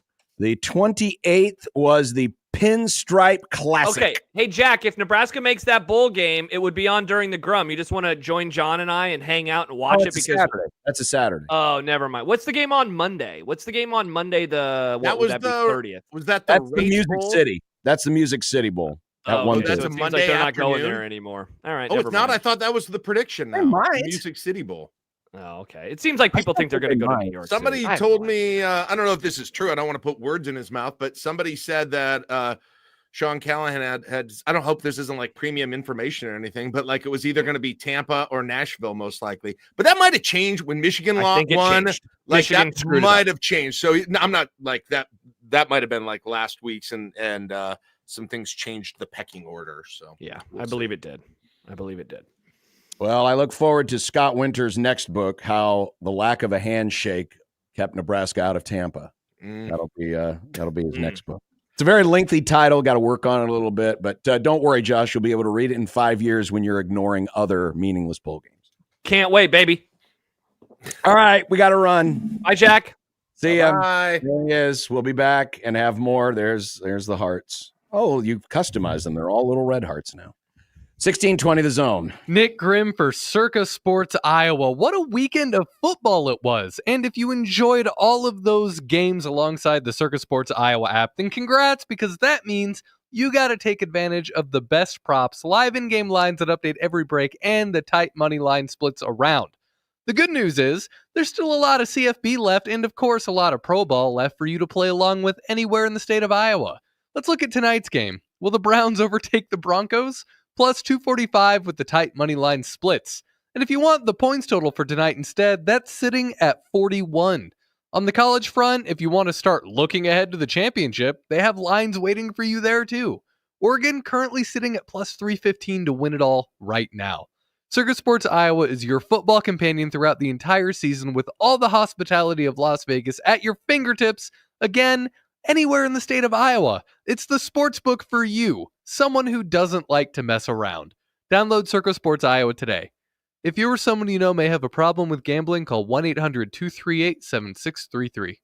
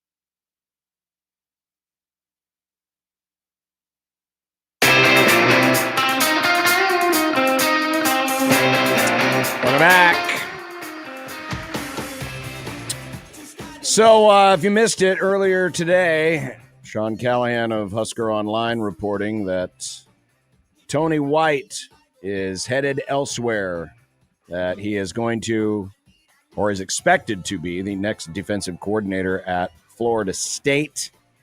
This was according to warchant.com, also a member of the On3 network. Already, now former UCF head coach Gus Malzahn has decided to leave a head coaching gig so that he could be the offensive coordinator at FSU. So hiring another higher profile individual to take over the DC responsibilities would seem to make sense given where Mike Norvell and this program are trending right now. But what it means is, and most of the time if these things are being reported on, 99.9% of the time they end up being true, that Tony White has coordinated his last defense at Nebraska. And got me down the statistical rabbit hole to just compare what Tony White's defenses have been versus the 5 previous years. Of course, part of that was Chenander. Part of that was, after Chenander, it was basically Bill Bush for part of a year. Yep. But just for comparison's sake, and these are also the easiest that the stats go back, just to see the differences between those defenses and, quite frankly, the improvement that Nebraska's defense has shown. And we tweeted this out earlier today from the JTech Construction Zone Twitter page. We'll hit a retweet here for you in a little while, for those of you not able to watch us in the stream.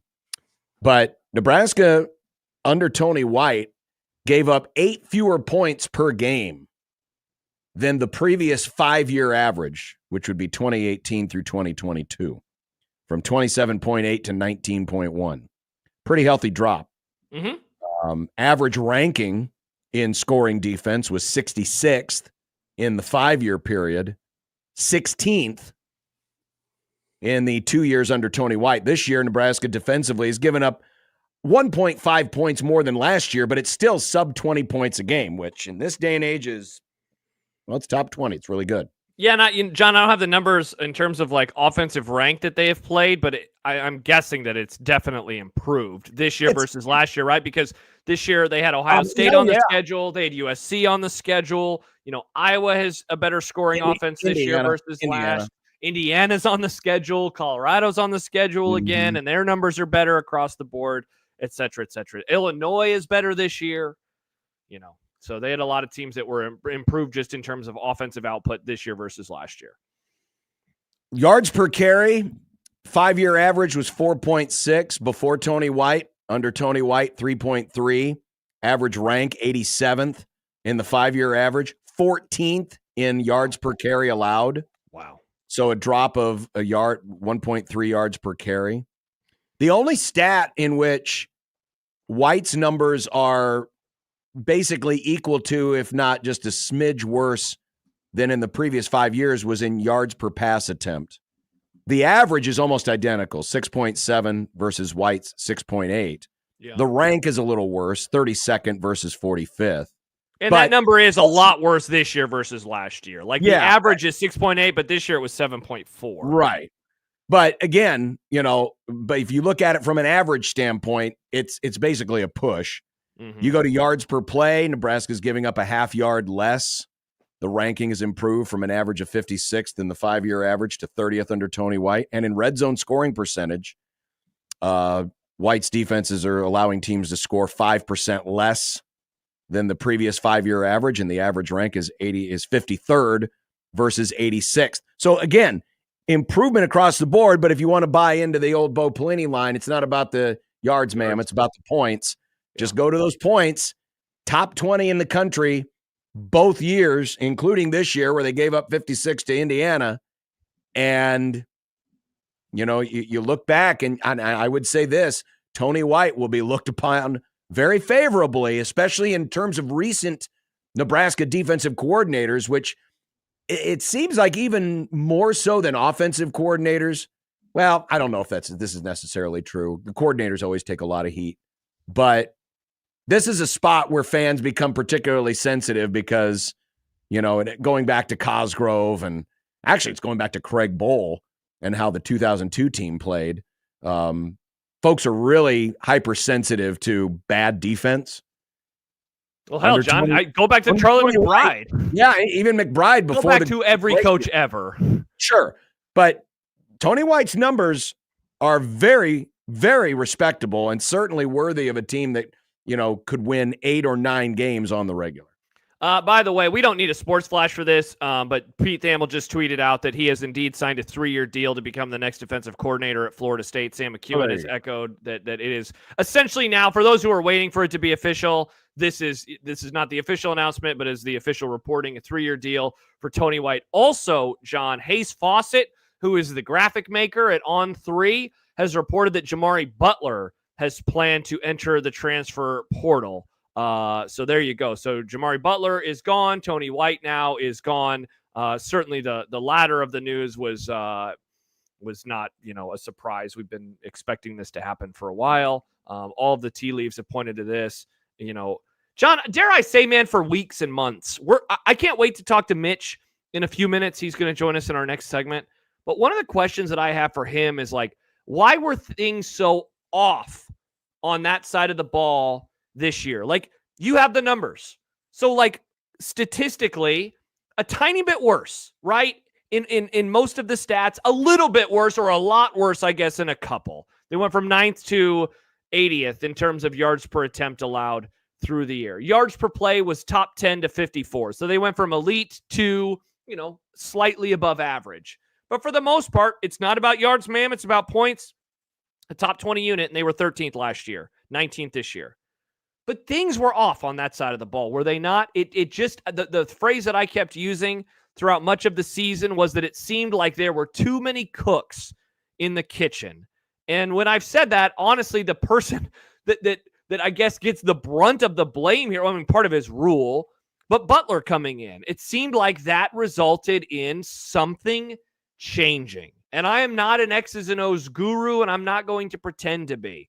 But it did seem like things were different on that side of the ball, and it goes beyond just the offenses that they played were better than the offenses that they played in 2023. It would have been one thing if he would have left to become a head coach. Last year, we thought that might happen. The USC defensive coordinator role opened up last year, though, and I thought there is no way in hell he is going to leave. And I believe you agreed with me, and we were proven correct. Meanwhile, fast forward to September and October, and at that point, John, I was saying he is going to leave, and I never had to qualify it. I didn't have to qualify it with a head coaching role. I never had to qualify it with a coordinator role. I didn't have to talk about, this would be, making a lateral move. No, he was going to leave no matter what. And ultimately, that's what happens. And he goes to a program that just had one of the worst years. They maybe were the worst power football team this entire season. And he goes there. And I get it. You can recruit better there and you can get more talent there. And he's probably going to have more NFL guys on that defensive line. But something seemed off on that side of the ball this year. And I would love to know exactly if I was reading the room right. And if so, what it was. What was off on that side of the ball in the 2024 season?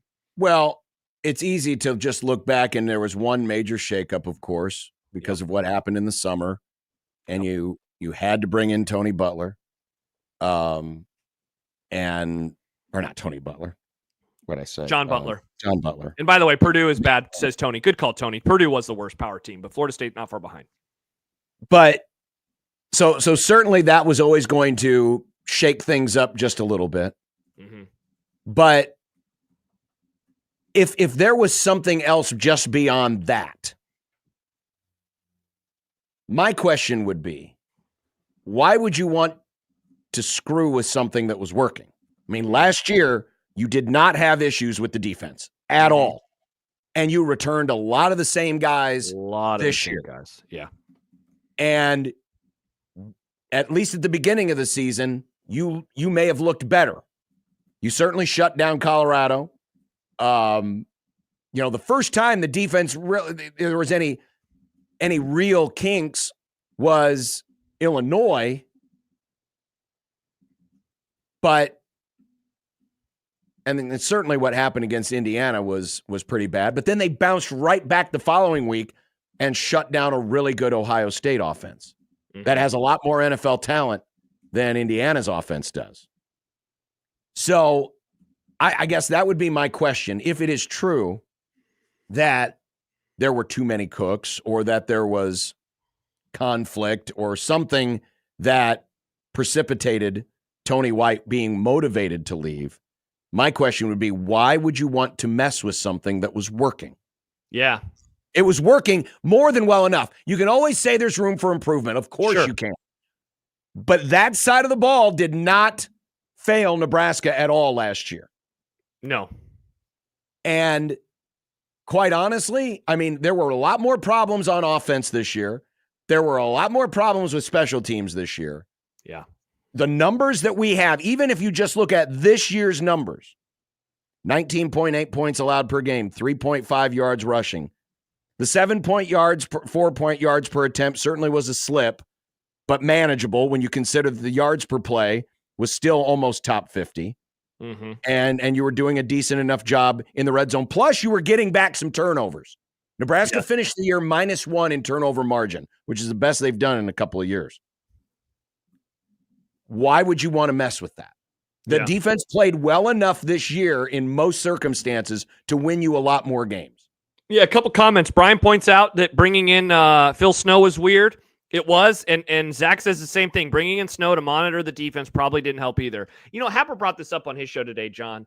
We spent so much time talking about Holgerson in the month of November, and rightfully so, I think, because of how bad it was on that side of the ball, and that it was just such an unprecedented move of handing over the play calling reins to an outsider who hadn't been inside of the program.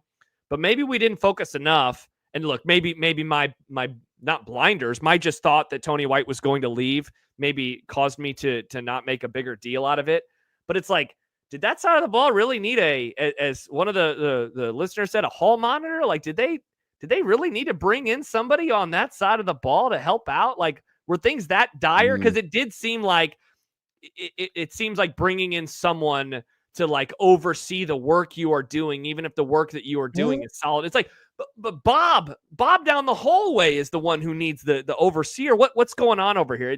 You know, little handholdy, I guess. If you that's why I have described what happened a couple weeks ago as feeling a little desperate, feeling like a little bit of a panic move. And yes, we focus 98% of our attention to the offense and the unorthodox way that was handled. And you're probably right. We didn't spend enough time looking and saying, well, whoa, wait a minute. Yeah, I know the defense had a couple of rough outings, but not so rough, especially given the consistency and the level of players that you have on that side of the ball, to wonder why you needed someone else to come in, especially someone who's got previous ties with Matt Rule. It all feels just a little odd, and who knows, maybe Matt Rule was already kind of thinking in his head that I need to prepare for life without Tony White anyway, so why not bring in somebody else? Who knows? Who knows? We may never find out the real reason why. But and for the record, I was hoping they could hold on to him for as long as possible. I wasn't necessarily thinking he was going to be around after this year. Even at the start of the year, it kind of felt like we were living a little bit on borrowed time. And then certainly when Butler came in, you could kind of read the tea leaves and say, well, you might have your next guy already waiting in house for when we presume Tony White leaves to greener pastures. And one can argue whether or not Florida State represents a greener pasture at this point or not. But so from that standpoint, I'm not surprised. But I guess maybe the way that it all kind of ended up in the wash, it is a little bit of a surprise. Now what it does is it leaves open an opportunity. It leaves open an opportunity to remake this thing in whatever image you want. But just keep in mind that, whatever you have accomplished to this point and whatever you want to couch this season as, either as a success or a disappointment, however it is you want to couch it, that it's going to be a little more challenging now to build off of whatever success or whatever gains you made this year, because now next year you're looking at the possibility of having 3 completely new philosophies. Yep. Offense, defense, special teams. Yes. Not to mention now, some of the players on the roster. It doesn't have to be a bad thing. A lot of turnover. But it is going to be a lot of turnover, and not a hard reset, but a reset. It's going to be quite the change. It's going to be quite the change, because I think that I think that Dana Holgerson, I think that that's going to get official sometime this week. And I think that they will have a new coordinator at special teams. I think Foley will be out after the bowl game. And obviously now they'll have a new defensive coordinator as well. They're going to have 3 new coordinators next year, in my opinion. Let's take a break. We'll bring in Mitch Sherman into this conversation and find out what he thinks, as it is now official that Tony White is leaving for Florida State. And we just heard of the transfer of Jamari Butler, which I believe now makes it either 6 or 7 known players that are in the portal. Stephon Thompson announced as we were going on the air today. Vincent Jackson earlier today. Gabe Ervin was another. Obviously, we already knew about Malachi Coleman. And I believe there was one other. Did you mention Gabe? I did mention Gabe Ervin. Gabe, yeah. And I believe there was at least one other. It was someone lower on the depth chart, but we'll double check and get the confirmation during the break. Be back. Have more. Mitch Sherman next on 1620 The Zone.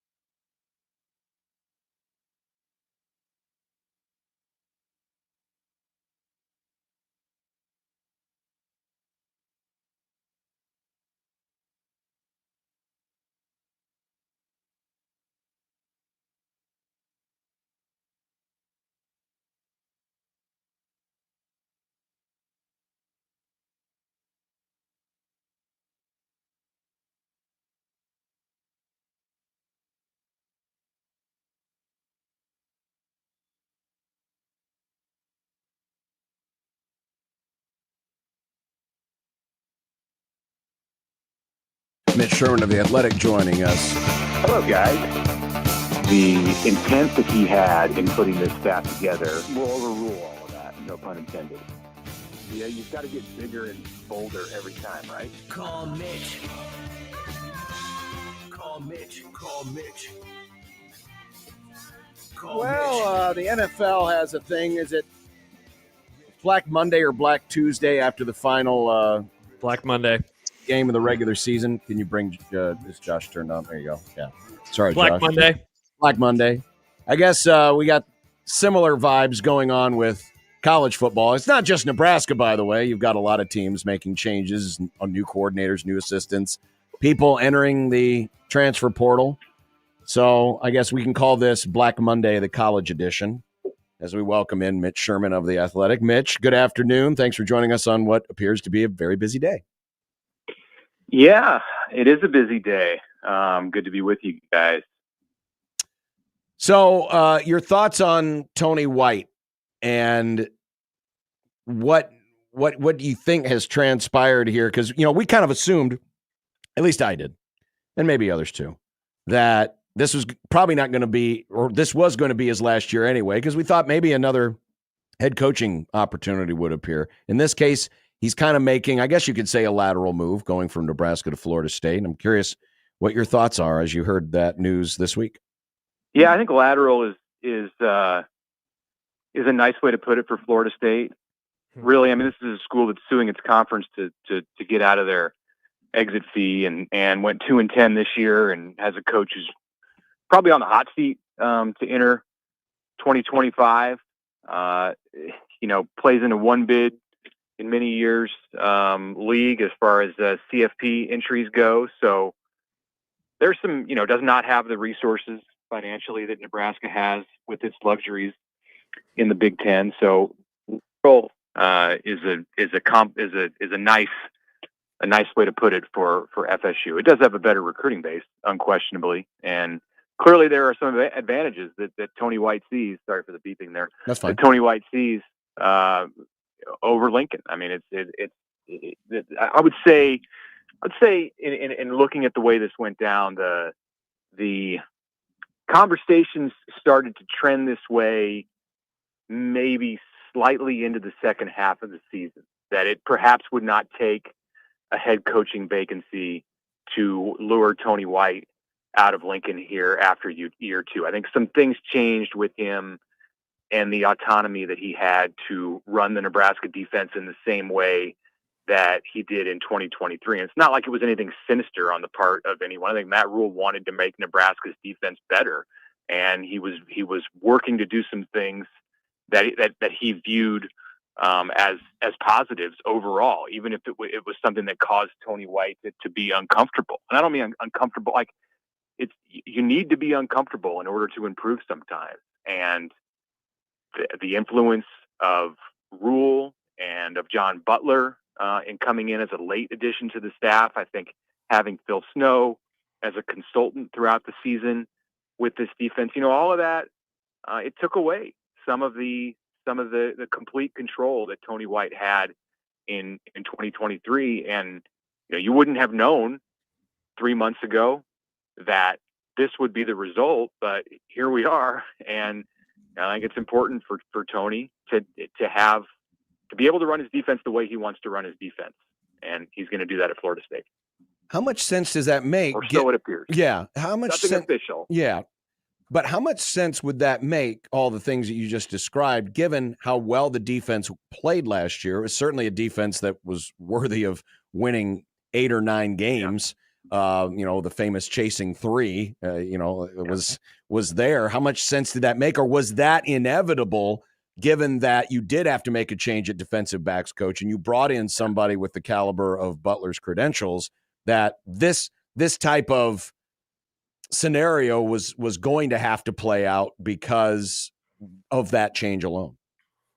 Well, I think Matt Rule's always going to look to get better in every area, and you'll see that. I think you'll see various examples of that throughout this offseason. And just because his defense was good last year, I don't think that means that they're going to stand pat, and that won't. If their offense was not great last year, they didn't want to stand pat with that. And even if you had a defense that ranked number 1 in the country, I think you're going to look for ways to improve it. The addition in July of Butler, that change as a result of Evan Cooper's untimely departure, I think that instigated some things that made it perhaps more manageable for Rule to have a place to look to install some of the change that he wanted to see. Again, this was all well intentioned. Like, you're not trying to get Tony to be in a position where he's still running the defense. He's still making the calls. But, as he laid out very clearly a couple of weeks ago when he was asked about this specific situation that took place, this dynamic on the Nebraska defense this year, he just very, very much deferred to Matt Rule and said, whatever the head coach wants to do, that's what I have to do. And it doesn't matter what I think. We have to put it into practice on the grass out there on the field. And, in this case, I suppose you could say there were some ramifications to that. Mitch, when Butler was hired, the immediate assumption from a lot of people was that Nebraska just hired their next defensive coordinator. Now, we obviously maybe didn't see it coming this way, but now Tony White is moving on. Is the assumption that we had back in the summer, do you think still correct? Phil Snow has been involved. Could he come out of full-time retirement, or could it be a name outside? I wonder where your early lean is right now on December 2nd. Yeah, you have to look at Butler for sure. The Nebraska secondary had a rough season. Some of that was a result of Tommy Hill going down with injury early on, and it was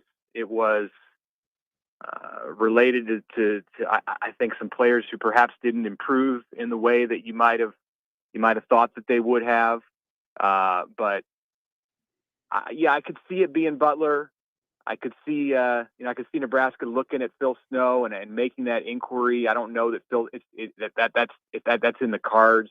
And you could see Nebraska look to Jeff Collins, who's another Rule confidant, and is now looking for a job after Mac Brown was fired at North Carolina.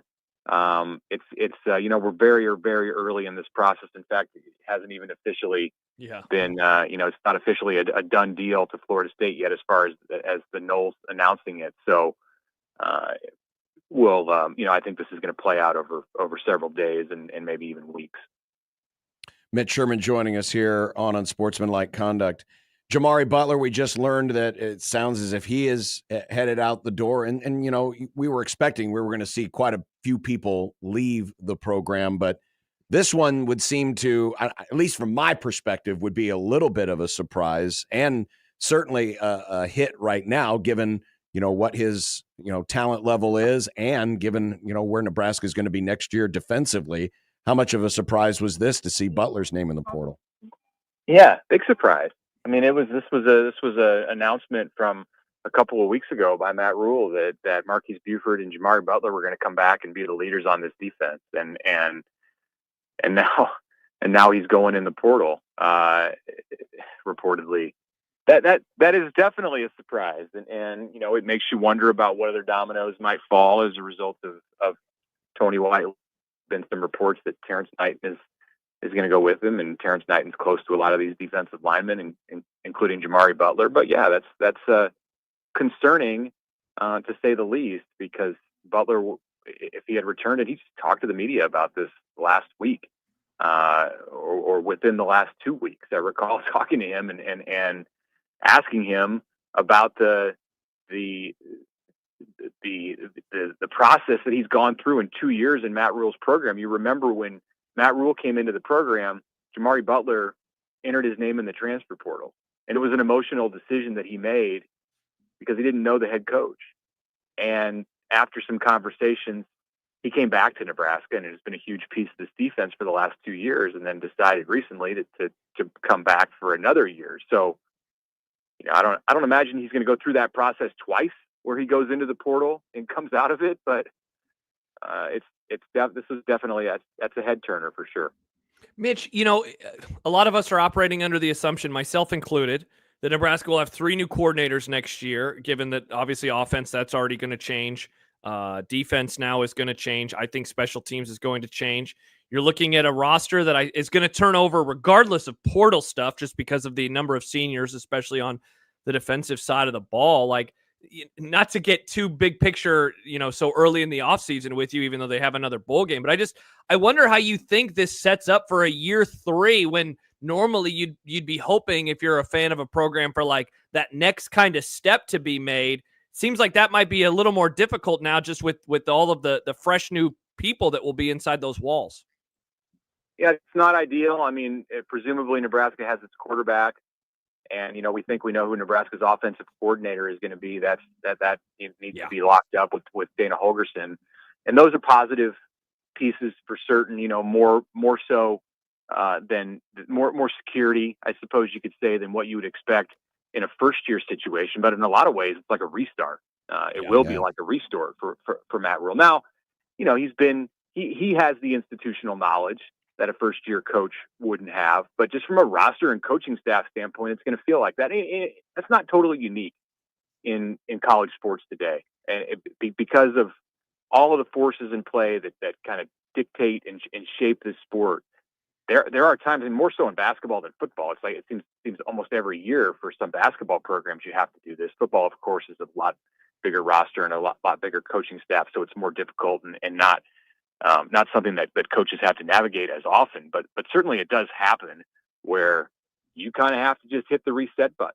And there are probably some people watching Nebraska play in close games over the last few years and seeing how much it looked like the close games that Nebraska played in the previous regime, who are going to be okay with a clean break from a lot of what has been Nebraska football over the past couple of years. But there will absolutely be challenges associated with what he's got to do. They kind of have to restart this thing in some ways.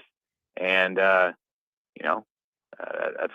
that's not always the easiest thing to do in your third year. How does a Matt Rule marry then the concept of his style of building with what may feel like a big time reset next year? I'm not saying that every, project player or developmental player that they want to bring along is going to be leaving the program, but it does seem to kind of fly a little bit in the face and take Matt Rule out of his comfort zone to have what's closer to a hard reset next year.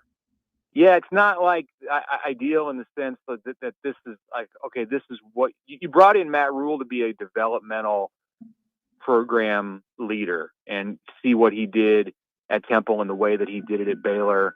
It's definitely, this wasn't necessarily in the plans, but, you have to adjust, and the plans plans change.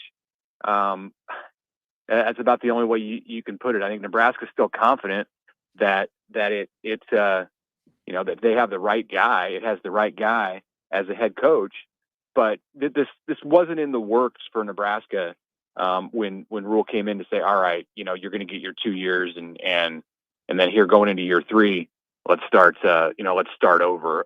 Not entirely, but in a lot of ways, it does appear that Nebraska is going to be starting some things over in year 3.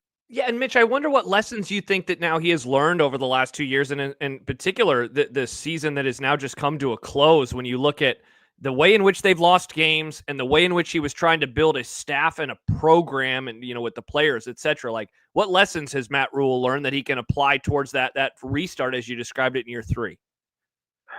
Well, yeah, there's some benefit there. I think. I mean, coaching in the Big Ten, getting back into college football after 3 years away. It's gonna be beneficial for him. He's talked at length about some of the lessons that he learned as far as like what it takes to play in this league and the physicality involved and the factor, the weather factor, things that he's learned from former Nebraska coaches. I think he's learned things about the psychology of the Nebraska football program and that he can put to use.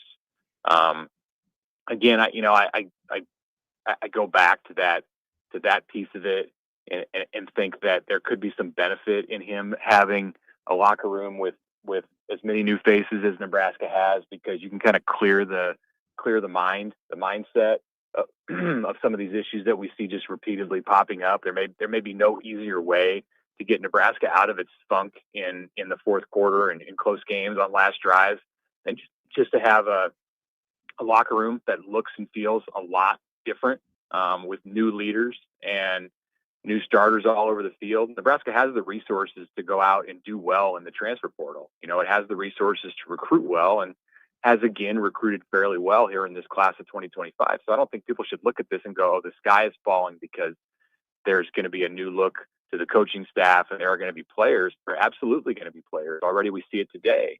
Players who exit this program that wouldn't be the choice of Nebraska coaches and fans to go on their way. Nebraska will have an opportunity to replace those players. And, it's fortunate that it has the resources in NIL and that it plays in the Big Ten to be able to do that. Like that's going to be a lure for Nebraska. Like there are few programs out there that are going to be able to fund their revenue share pot in the way that Nebraska can. So when the dust settles and that portal is full of players, Nebraska's going to be able to do well, but it has to be on its feet. It has to know who the coaches, who the coordinators are going to be when that time comes, which starts now. I mean, next week it's open for everybody. Today, the portal, we see there's already action, even if players are just announcing their intentions. So, I veered off track here with the answer, but it's a big month for Matt Rule and for Nebraska football. It's a big month, and there's an annoying little pest called another football game that has to be played in this month that everyone was dying to get to, and now all of a sudden it almost feels like, oh crap, we got to get ready for a bowl game. Not quite yet. They haven't learned which game and which opponent, but you know what I'm saying. They don't have the extra time to deal with these issues because there is going to be another football game, which has its benefits, of course. Imagine doing this kind of thing, and all programs, or so many programs are going through this kind of stuff either today or they will be later this week or they will be next week. Imagine going through this. I mean, think about Ohio State and the headaches that it's dealing with today and the conversations around that program. And they're about to play in the college football playoff. I mean, Nebraska is going to play in the Music City Bowl or the Pinstripe Bowl or something like that. And while it matters to the Nebraska program because it's the first time in 8 years to get to the postseason, and it matters to the players who are left, it's not the college football playoff. And to try to juggle all of the drama and all of the movement and all of the decisions that are made in December and play for a championship, like it just shines a light on the fact that like there are some problems with the sport of college football. Yes. And there's no month more so where it's more so apparent than what we just entered into. Yeah, don't forget about signing day on Wednesday too. We got signing day coming up this week as well. How stupid is that? Oh Lord. December is such an insanely busy month for a month that's supposed to be, I don't know if you know this, kids, but in college they have this thing called midterms or finals. At the end of the semester that also happen in December. I know it's kind of silly to think that, kids go to school these days, but they do. They do, John. It is an insanely busy month that has only gotten busier in recent years. I mean, it's going to be very illustrative of just what the month is like when Matt Rule has his press conference on Wednesday to talk about the signees, and he spends 5 minutes on recruiting and 20 minutes on everything else. And that's probably the way that thing is going to go. Yeah, I agree. Mitch Sherman of The Athletic. Mitch, always appreciate the conversation. Thank you. Okay, thanks, guys. Take care. Mitch Sherman of The Athletic. That's the other thing, too, is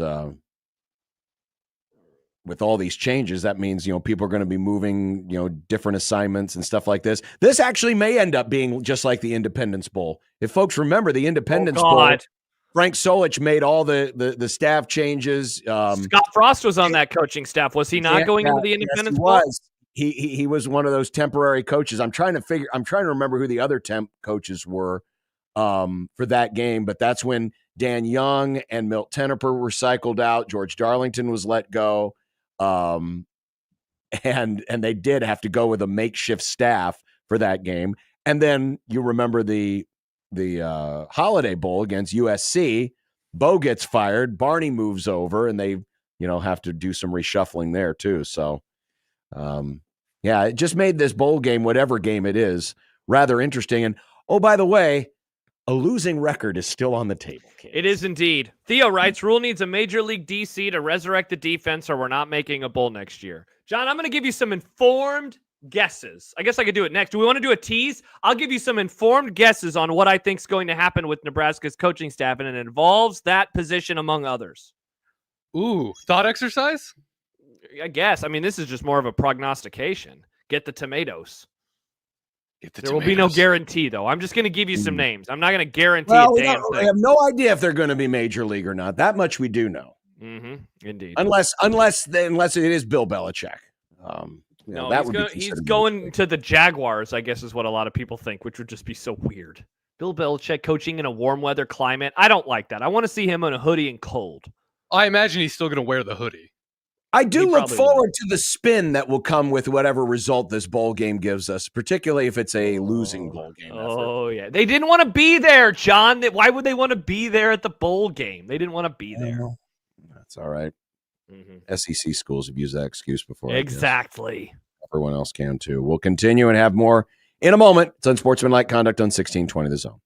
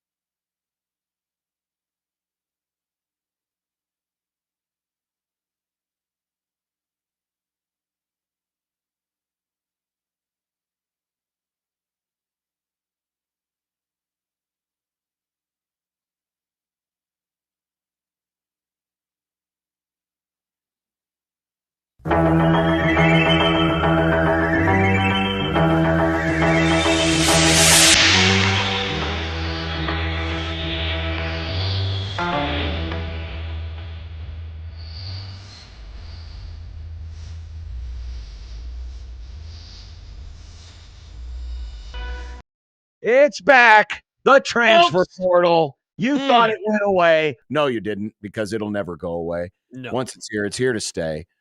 Transfer portal. Here's what we know right now.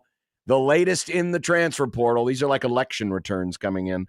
Yes, baptism by fire says, damn, Jamari too? Indeed. Jamari Butler has entered into the portal. According to on3.com, Jamari Butler is in the transfer portal. We also learned earlier today, Stephon Thompson, redshirt junior linebacker, who has basically followed Mr. White wherever he goes. He has entered the transfer portal. Gabe Ervin entered the transfer portal, according to On3 today. And let's see. Vincent Jackson is entering the transfer portal. And those are the names. Real quick, for those who wondered. Of course, we already knew that Malachi was in before. Yeah. And if you were wondering, who is Vincent Jackson? Is there any relation to Vincent Carroll Jackson? That is Vincent Carroll Jackson now goes by Vincent Jackson. So that is who that is. Yeah, it's like Dan Feely Waldrop, and just Dan Waldrop. Same thing. But there you go. So those are the players so far that have entered the transfer portal, but certainly Jamari Butler is the one that is a little bit of a surprise, given that he was hoped to be one of the returning experienced guys up front on that along that defensive front. Debo says, no, Ed Foley did not enter the transfer portal. No, he did not, but he will not be Nebraska's special teams coordinator next year. That will not be happening. So I teased this last segment, John. So I think, and going back to the original comment from Theo, where was it at? Rule needs a major league DC to resurrect the defense, or we're not making a bowl next year. I think the defensive coordinator is going to be Butler. I think it's going to be John Butler. I think that he was brought in to be the next defensive coordinator.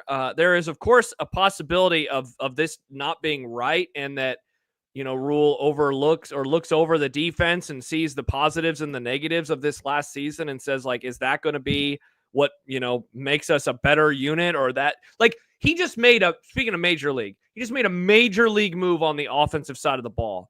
John Butler is not that, right? Like, John Butler taking over is not a Dana Holgorsen type hire. Now, do they need that necessarily? That's for other people to decide, I guess. But I think that it will be him. And I do indeed think that that Holgorsen will be the offensive coordinator next year. And I think that they will also have a new coach on the defensive line, which Greg Peterson reported earlier, and a lot of people are now assuming as well that Mr. Pot Roast is going to be gone. So, I mean, dude, you're looking at a year 3 that is going to have, at the very least, 2 new coordinators. I think 3 new coordinators, perhaps the best or most important position coach that is on the staff, leaving as well. And then a bevy of guys going into the portal, a lot of players leaving and moving on. What's going to happen with, dude, Happer and I did this a little bit last week, but what's going to happen with Ja'Cory Barney, John? Like, that is someone who I would love to know. I would love to know what his future looks like, and if there are any guarantees, or if they have come to an agreement. Man, seriously, so many people are going to come after him. It just sets up for an offseason with a lot of changes. And Mitch hit on 2 things in that interview that I was curious as to what he would say. The first was, all but confirms the too many cooks theory that I had of, things being maybe removed from, not to make another food reference, but from Tony White's plate in terms of who maybe was kind of in charge or what exactly they were doing. So that's going on. And now I lost the point that I was trying to make otherwise. So I apologize for that, but it's that Matt Rule was trying to build a program in a very particular way, and would that way work in college football in 2023, in 2024, and now in 2025? And this is going to set up, John, for a week, a couple weeks, a month of news where we're going to find out if that way of working, if that way of building a program is possible in college football still. And I worry it's not. And that was something that you and I were worried about, back when he first got hired, and you start looking into how he wants to build a program. It's like, is this the way in which you can build a college football program in 2024, in 2023, in 2025? I don't know. If Jordan writes, it'll be 2022 all over again. Buckle up. Wow. Oh, yeah, it will be. All those changes. It will be. It will be a lot of changes. And maybe this is why Matt Rule basically shuffled the deck 3 weeks ago, was to prepare himself for the uncomfortability of what this offseason would be. And so instead of waiting until the end, and I realize the offensive changes were made, just to try to jumpstart an offense. So they gotta get to one 6 more game, and they got the one more game. Yeah. But that maybe part of this too was his way of saying, well, this is going to be an uncomfortable offseason anyway, so we might as well dig in right now and see where this takes us, and maybe get a jump start a little bit on all of this. I still would have a hard time. And again, we're all assuming that some of this stuff is true. I still have a hard time with the notion that there needed to be additional cooks in the defensive room. I get that you needed to get a new secondary coach, but why you would feel, if that is true, the need to, well, we got to do even more. We got to do this. We got to bring this idea in when it was working. I get it. We're always in an era of constant change, but I still believe that when something's working, you don't screw with it. As much as possible, you don't screw with it when it's working. And it was definitely working. Yes, Nebraska defensively played more than well enough to win 8 or 9 games last year, right? Mm-hmm. Definitely. Just look at the scores. They literally did their documentary on chasing 3. They just needed 3 more points, and they would have been in a bowl game easily last year. And that wasn't, we're losing games 45-42. We just need to hold the other team to 1 less touchdown. No, that was about scoring 3 more points. The problem was not on defense. So, and I get it. Again, some of this stuff, it just happens. Certainly you weren't expecting that Evan Cooper was going to be let go. A lot of that came on by surprise. Yes, it did. There had to be certain changes. Yeah. But in terms of who's running the show, and not to get on a soapbox, but is this about no divisions? No, this is about no captains. No cap, says John. I wonder at times if Matt Rule has good leadership organization. What do you mean? I sometimes wonder because he's in charge, and there's no question about it. Sure. But, building that pyramid on down of, having those trusted lieutenants and then the people to carry out the orders and then everyone down there, I hate the gimmick no captains thing, but I sometimes wonder when you have something that works, in the case of Tony White in the defense, where you're just like, I trust you, go do it. Yeah. Versus, wanting to be all in on a lot of different things. And this was something we had heard about from Matt Rule when he was hired, that he is very hands-on in a lot of places that you might not expect a coach to necessarily be hands-on. And maybe some of that does carry over, at least in terms of the operation. And listen, if that's what makes him comfortable, fine. But I do wonder if there might be an issue at times with leadership organization, and that might be something that needs to be examined a little more as they move into year 3. It's interesting. I had never thought of it from that perspective, but certainly this season, and I guess the first 2, but I think this season, John, is maybe upended in a lot of ways how he thought he could operate. I don't think you make the move to get rid of Satterfield when you do, if you hadn't at least thought maybe what I was doing was the wrong way, or maybe that is not going to work moving forward at Nebraska. And on one hand, there's a part of me that wants to say, this is great. This is a chance for a fresh start. How many coaches around here have we wanted to say, you can do this. You can change who you are. And for a variety of reasons now, some his own doing, I guess a lot his own doing, given the control freak nature perhaps of what happened on the defensive side of the ball with Matt Rule and delegating. But others, they were also part of it too. But now he has a chance with a new OC, with a new DC, with what I believe to be a new special teams coordinator, to change and to evolve and to say how we were doing this was wrong. And I'm sure that there's a few things in there that they can find where they were doing them right. But man, it's a fascinating moment now in time because unlike, I'm trying to think of other coaches after year twos, this is going to be full of the most change. Like Frost didn't change up his staff this much after year two. Bo Pelini didn't, change his staff. Even Mike Riley, they made the defensive coordinator change and they got rid of Bruce Reed, right? But like, again, 3 new coordinators, that's a lot of change. That is a lot of change. 3 new coordinators and at least 1 assistant. Not to mention the transfer portal. That was something that didn't exist in those other years. Correct. So, yeah, honestly, there'll only be a couple of things that will feel normal or feel not changed, and that is your starting quarterback and your head coach. Yeah. In a lot, I'm not saying everybody's leaving, but it'll have that feel. It will have the feel of as close to a hard reset without there being a hard reset. Adam texted into the show 402-951-1620. I kind of agree with John. Rule gets too much in the weeds and micromanages everything. He needs to step back and let his coordinators do their thing. Holgo might be signs that he is changing because there's no way Holgerson would stick around if Rule was going to micromanage him. And again, that goes back to my point of maybe part of this was Matt Rule, putting himself in an uncomfortable position because he knew he was going to be put in one anyway. Mm-hmm. So do it now, rip off the Band-Aid, see how it goes. And maybe all of this together is a way of acknowledging that, there may be some things that I end up changing about myself. Yeah. We'll see.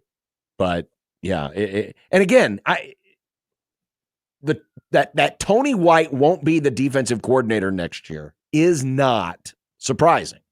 No. We kind of all assumed this was going to be the way when he decided to come back last year. That, we're going to have him for one more year. It's just the notion of maybe how everything has unwound. I won't say unraveled because that gives off a negative connotation, but the way that this onion has, what they say, the layers of the onion, you peeled. The layers of the onion. Yeah. Ogres are like onions. That the way that it came about is maybe revealing some things that we hadn't expected. Hey, John, to quote us a million times over the last 5 years, it's not that they lost, it's how they lost. It's not that they lost Tony White, it's how they lost Tony White. I think that's the part that is frustrating for a lot of people, and rightfully so. 402-951-1620. You can continue to email the Grum, John at 1620thezone.com, Josh at 1620thezone.com, Equitable Bank inbox, or tweet at us at USC1620. We can vote in the poll question regarding whether or not you believe that this season, or just how you kind of grade this season. Are you generally pleased, close to what I expected, or disappointed? We'll get those results in the happy hour. When we come back, NFL. Some really big results yesterday, and we've already got a team that's clinched a division. Oh, interesting, Nick. Interesting. Interesting. It's almost like someone here has tried to tell you all year that they're good. Every other team in that division is hot garbage. So that's interesting. An achievement. Interesting. Oh, congrats on being the most shiny turd. Wow. Good Lord. You're an idiot, Nick. To quote yourself, Nick, you're an idiot. No. It was a very shiny turd I saw on that white field last night. Oh, yeah. All right, we will continue. It's Unsportsmanlike Conduct on 1620 The Zone. Hey, are you looking for a way to support your team through NIL without breaking the bank? Well, On the Line is the new place that has the solution for you. If you go to athletics, the word athletics, ontheline.com, all one word, athleticsontheline.com, you can go in, select your favorite school, and you can support recruiting and retaining some of their best athletes in a fun, engaging new way. You gamify your giving. For example, you can just say, hey, I'm going to pledge $5 for every win my favorite team gets this year. Or maybe you can assign it to points scored by your favorite player or assists. Whatever the statistic, whatever the measurable metric is that you would like to use, you can attach a dollar figure to it. And then On the Line will take that money, we'll funnel that money towards your favorite institution's NIL. Creighton is partnering with On the Line. Nebraska is partnering with On the Line. Omaha is also partnering with on the line. So visit today, athleticsontheline.com. Find out more about how you can gamify your giving, donate a dollar amount for every win or other measurable metric from your favorite team this season. Sign up today, athleticsontheline.com.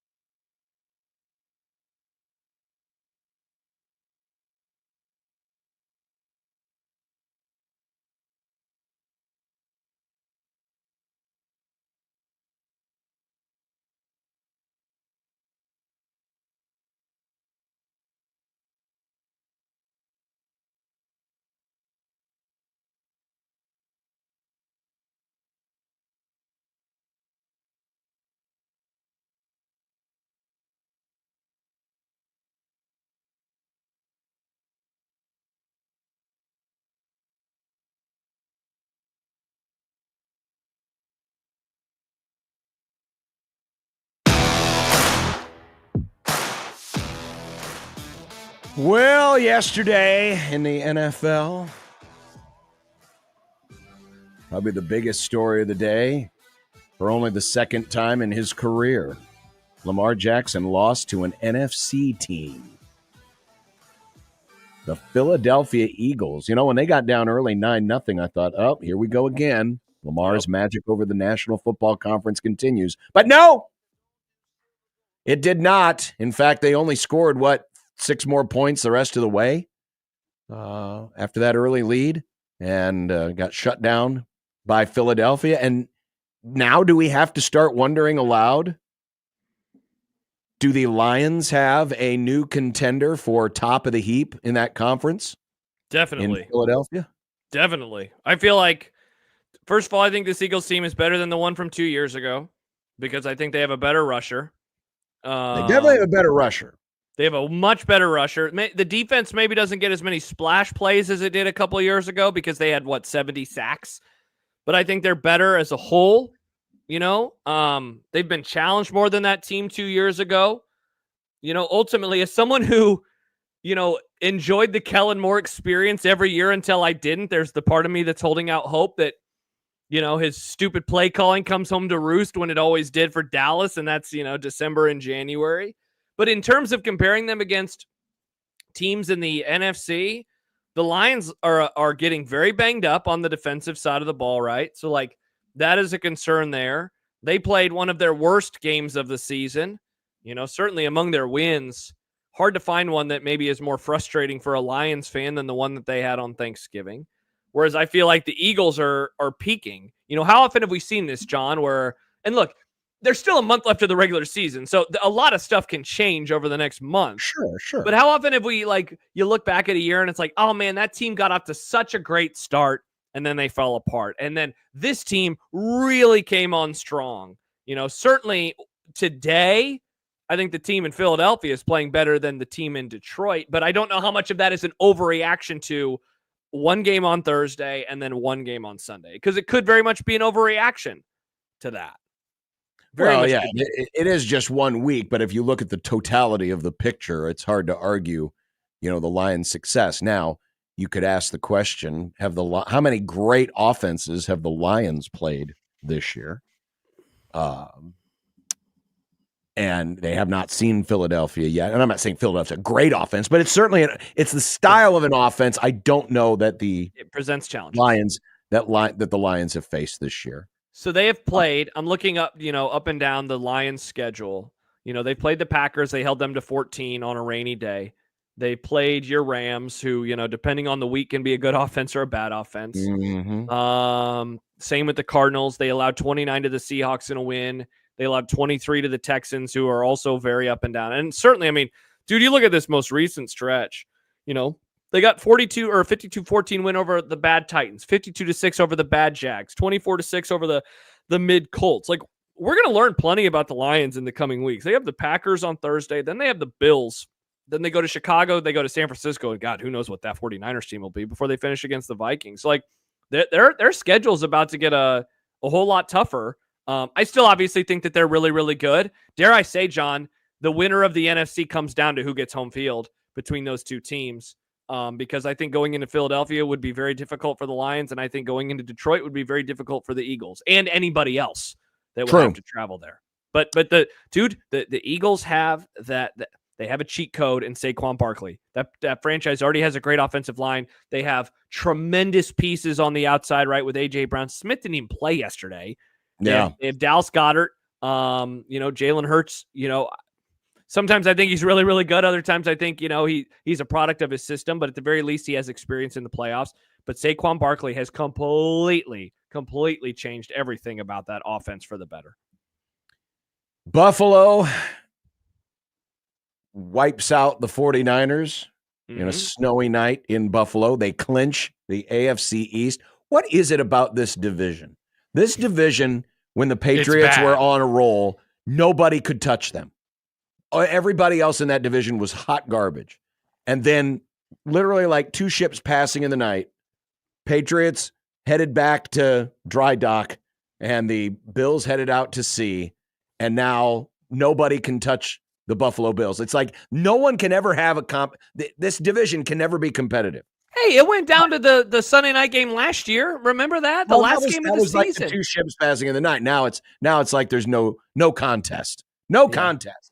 But the Bills, man, this is a team that's playing really, really well right now, playing with a lot of confidence. And the best thing for the Bills is that the Chiefs keep finding ways to win games, because now, at this point, You have to keep winning pedal to metal. because Yes, you want that number one seed. You want that home field advantage. Even though it didn't work out last year and the Chiefs still found their way into the Super Bowl, you would much rather play at home than play in Kansas City. So you only have to win 2 games. Yeah, and as long as the Chiefs keep fluking their way into wins, that's the best thing for the Bills right now, because now they can't rest on their laurels. Yeah. But man, they just absolutely rolled over San Francisco, who continues to, injury after injury after injury. Yeah, Warner left the game early. Now we know that Christian McCaffrey's basically done for the season. Yeah, what is that? 6-week injury? They're not playing more than 6 more games. Their season is done. Yeah, probably. Yeah, dude, Josh Allen. I know that I'm a homer for the Bills, right? I'm a huge honk for him. Josh Allen is incredible, and you look at the guys that are on his roster compared to the guys that are on most of the other contenders' roster. What he is doing and how he has to put them on his back. I mean, he is a ridiculous, ridiculous football player. This was supposed to be the huge step back year for a lot of people for them, right? They lost all these guys on defense. They lost all these guys. Oh, he doesn't have his wide receiver anymore. Nope, they're just still plugging along. And the thing that is impressive about them is that they are an offense that you would think a game like last night would completely slow them down, right? Like they need a fast track. They need great weather. Nope. No. They get a crazy lake effect snow, and they are totally fine. And they put up 35 points, and they pulled their starters. How early? I turned off the game at basically the start of the fourth quarter, so I go to bed. Early fourth quarter, they had pulled their starters. Think about that, man. Just an absolute in a professional game against the 49ers. Yeah. Against the 49ers, who had Brock Purdy last night. Who did have Brock Purdy last night. Yeah. Ken says, how does the conversation go if the Lions beat the Bills? That would be perhaps one of the wins of the entire season if the Lions are able to beat the Bills. That will be a very who has that game? Is that in Detroit or in Detroit? Yeah. Oh, Go Lions! That is going to be fun. Is that a primetime game? Is that no? It's a 325. Oh, CBS. Oh no. Yeah, CBS. It's on CBS. Do you have John? Do you have to do a Creighton game that day, the 15th? Are you going to be home? Because you have a road game that weekend, right? That's Alabama's the night before, so we'll be home. You'll be back? Thank God, John. You'll be able to watch it in all its glory. I was able to watch thanks to my DirecTV Sunday ticket. Nice. NFC South, hot NFC South overtime action. Bucks and Panthers. That was the game of the day. Oh, it was wonderful. Are you kidding? No. It was wonderful. No, it was not. It was not wonderful, you freak. It was a great experience. It was even better coming off the euphoria of beating the Saints. I was moving all day yesterday, so I didn't get to watch any games. And to your room by yourself at the new place, Nick, to the room by yourself? Even not knowing how that game was, it sounds disgusting. Bryce Young led a drive. They got a field goal. They went to overtime, and they were going to win. They were going to win in overtime, and then Chuba Hubbard got stripped. Great play by the Bucks. They recover, Sad. Get a big play, kick a field goal. Bucks win. And now you have the NFC West and the NFC South that are a jumbled car wreck right now. You've got 3 teams all within a game of first place. It is going to be a train wreck to the finish. And how about the fact that the Falcons hold the tiebreaker in the NFC South because they beat the Bucks twice, and yet there is a very real conversation happening now about if they should bench Kirk Cousins and put in Michael Penix, which again is wild. They're in first place because of the tiebreaker. People are wondering about that. And then you look at Cousins the NFC. Lost them the game yesterday. Dude, that interception that he threw when there were 3 guys around and when he pulled the Rookie of the Year, floated. What was he doing there? That was bad, but the pick 6 was bad. Yeah, just horrible, man.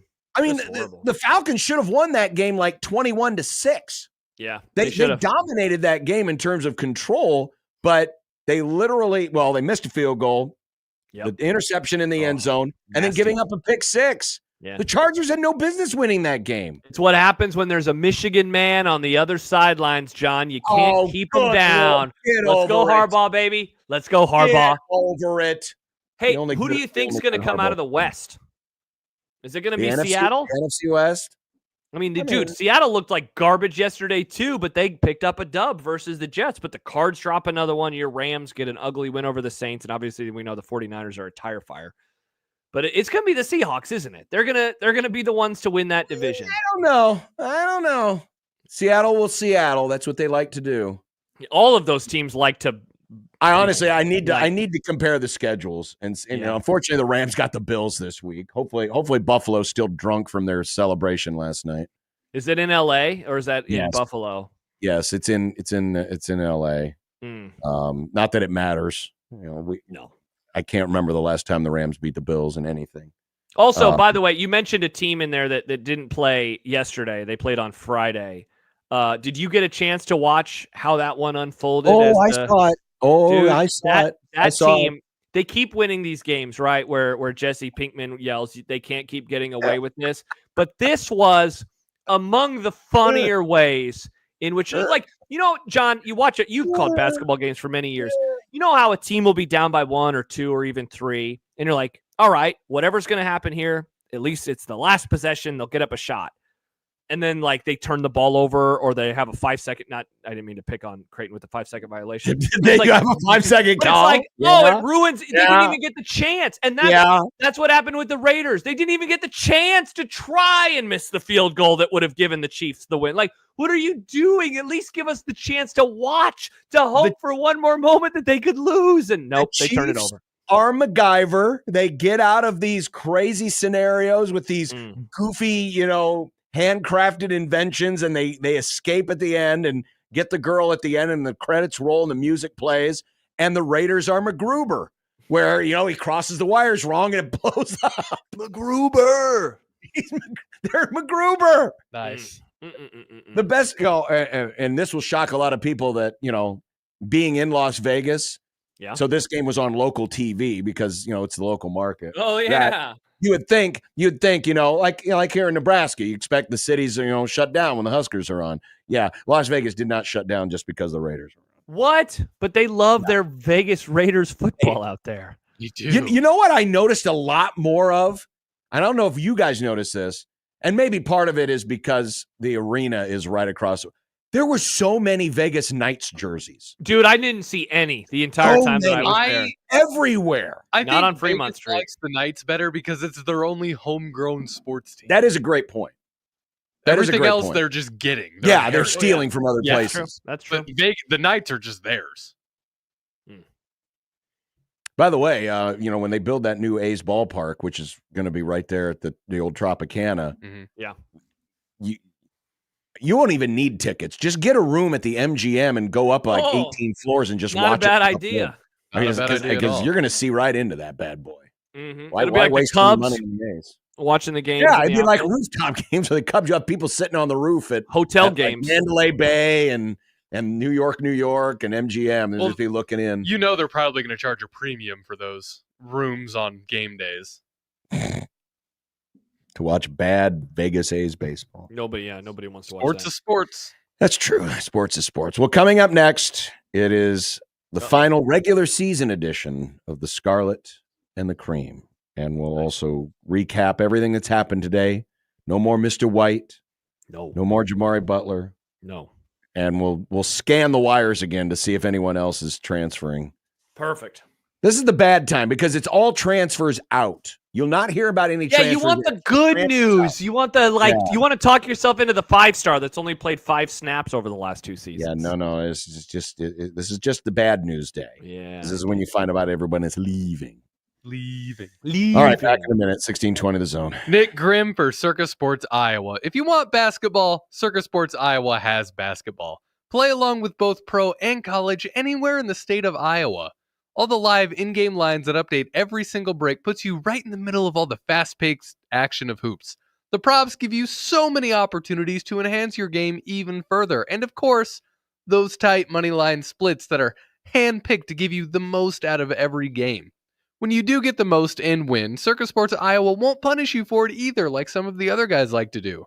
The app is run by the same exact people. Yes, people, no AI, no chatbots, real-life human beings back at the sportsbook in Las Vegas. So it is literally like you are getting all of the hospitality of Las Vegas in your living room or the bar or wherever you play in the palm of your hand. Download Circus Sports Iowa today and experience it all for yourself. If you or someone you know may have a problem with gambling, call 1-800-238-7633.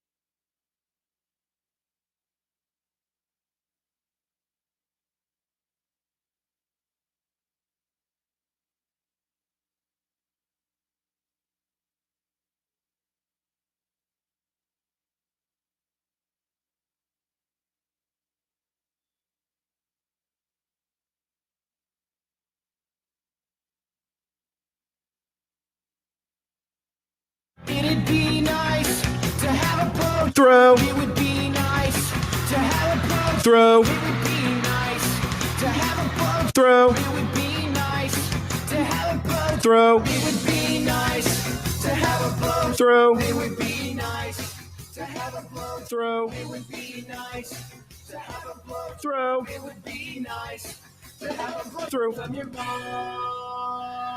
All you had was one damn job and you couldn't do it. The happy hour is on the air. No! No! You Hawkeye honk! Go Sure. Hawks! No!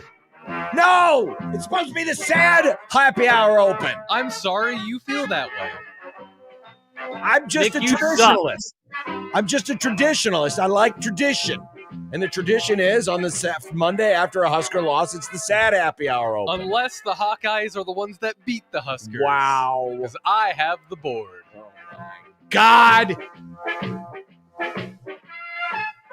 Should have shook hands, John. Should have shook hands. Well, they should have. We'll get to that in a minute. Uh-oh. Well, in fact, let's get to it right now because it's time for...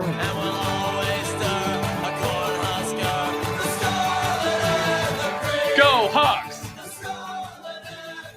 Shake hands. Wait, why am I starting? Is it so you can get on your wanna soapbox in a few minutes? Oh, you want? I'll get on my soapbox. I'll get on it right god dang now. Whoa. All right. Your faults are your faults until they're not anymore.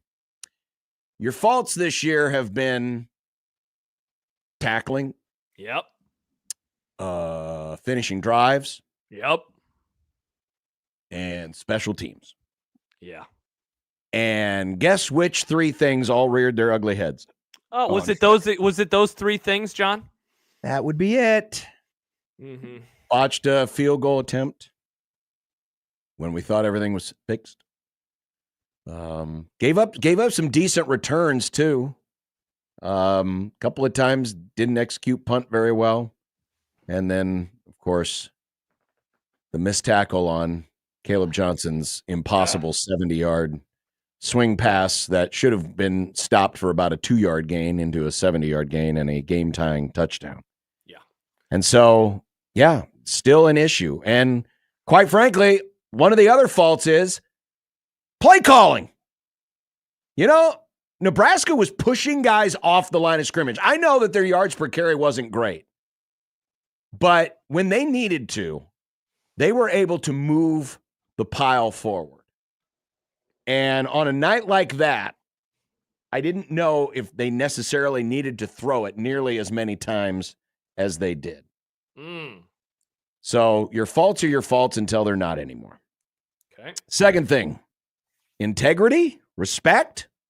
Did you know that on the podium that sits in front of every Nebraska player and coach when they stand up and talk at press conferences, it has the Nebraska Athletics logo with 5 words underneath.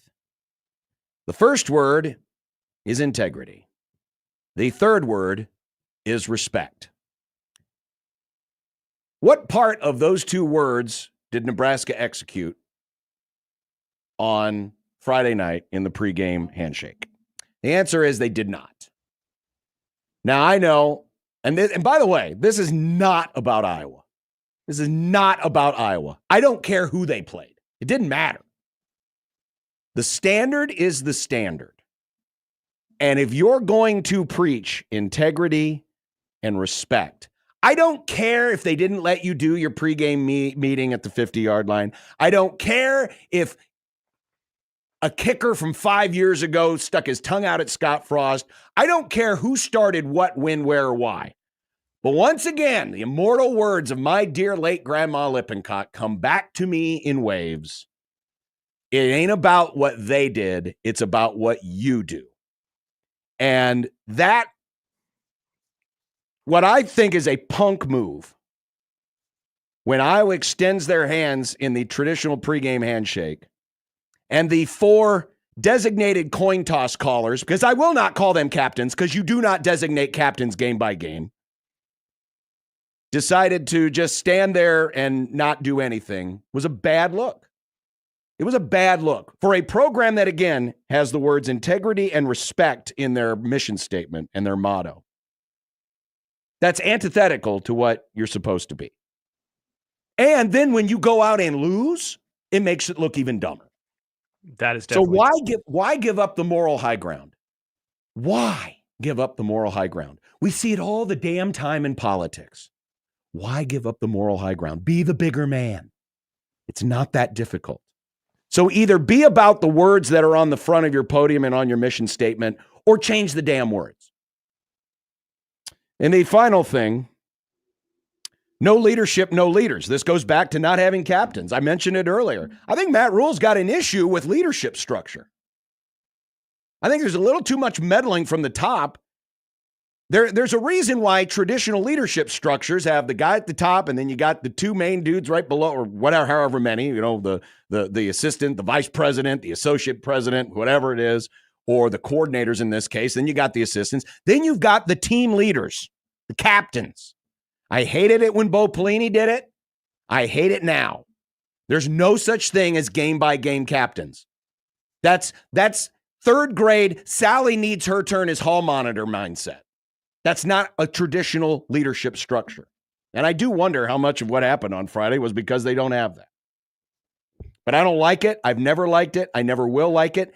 And you wonder why sometimes you are a bit selfish, like not playing the right defense like a couple of weeks ago against USC, if there's some of that that's permeating through the regular program. So there you go. Soapbox dismount, but there's my Scarlet for this week.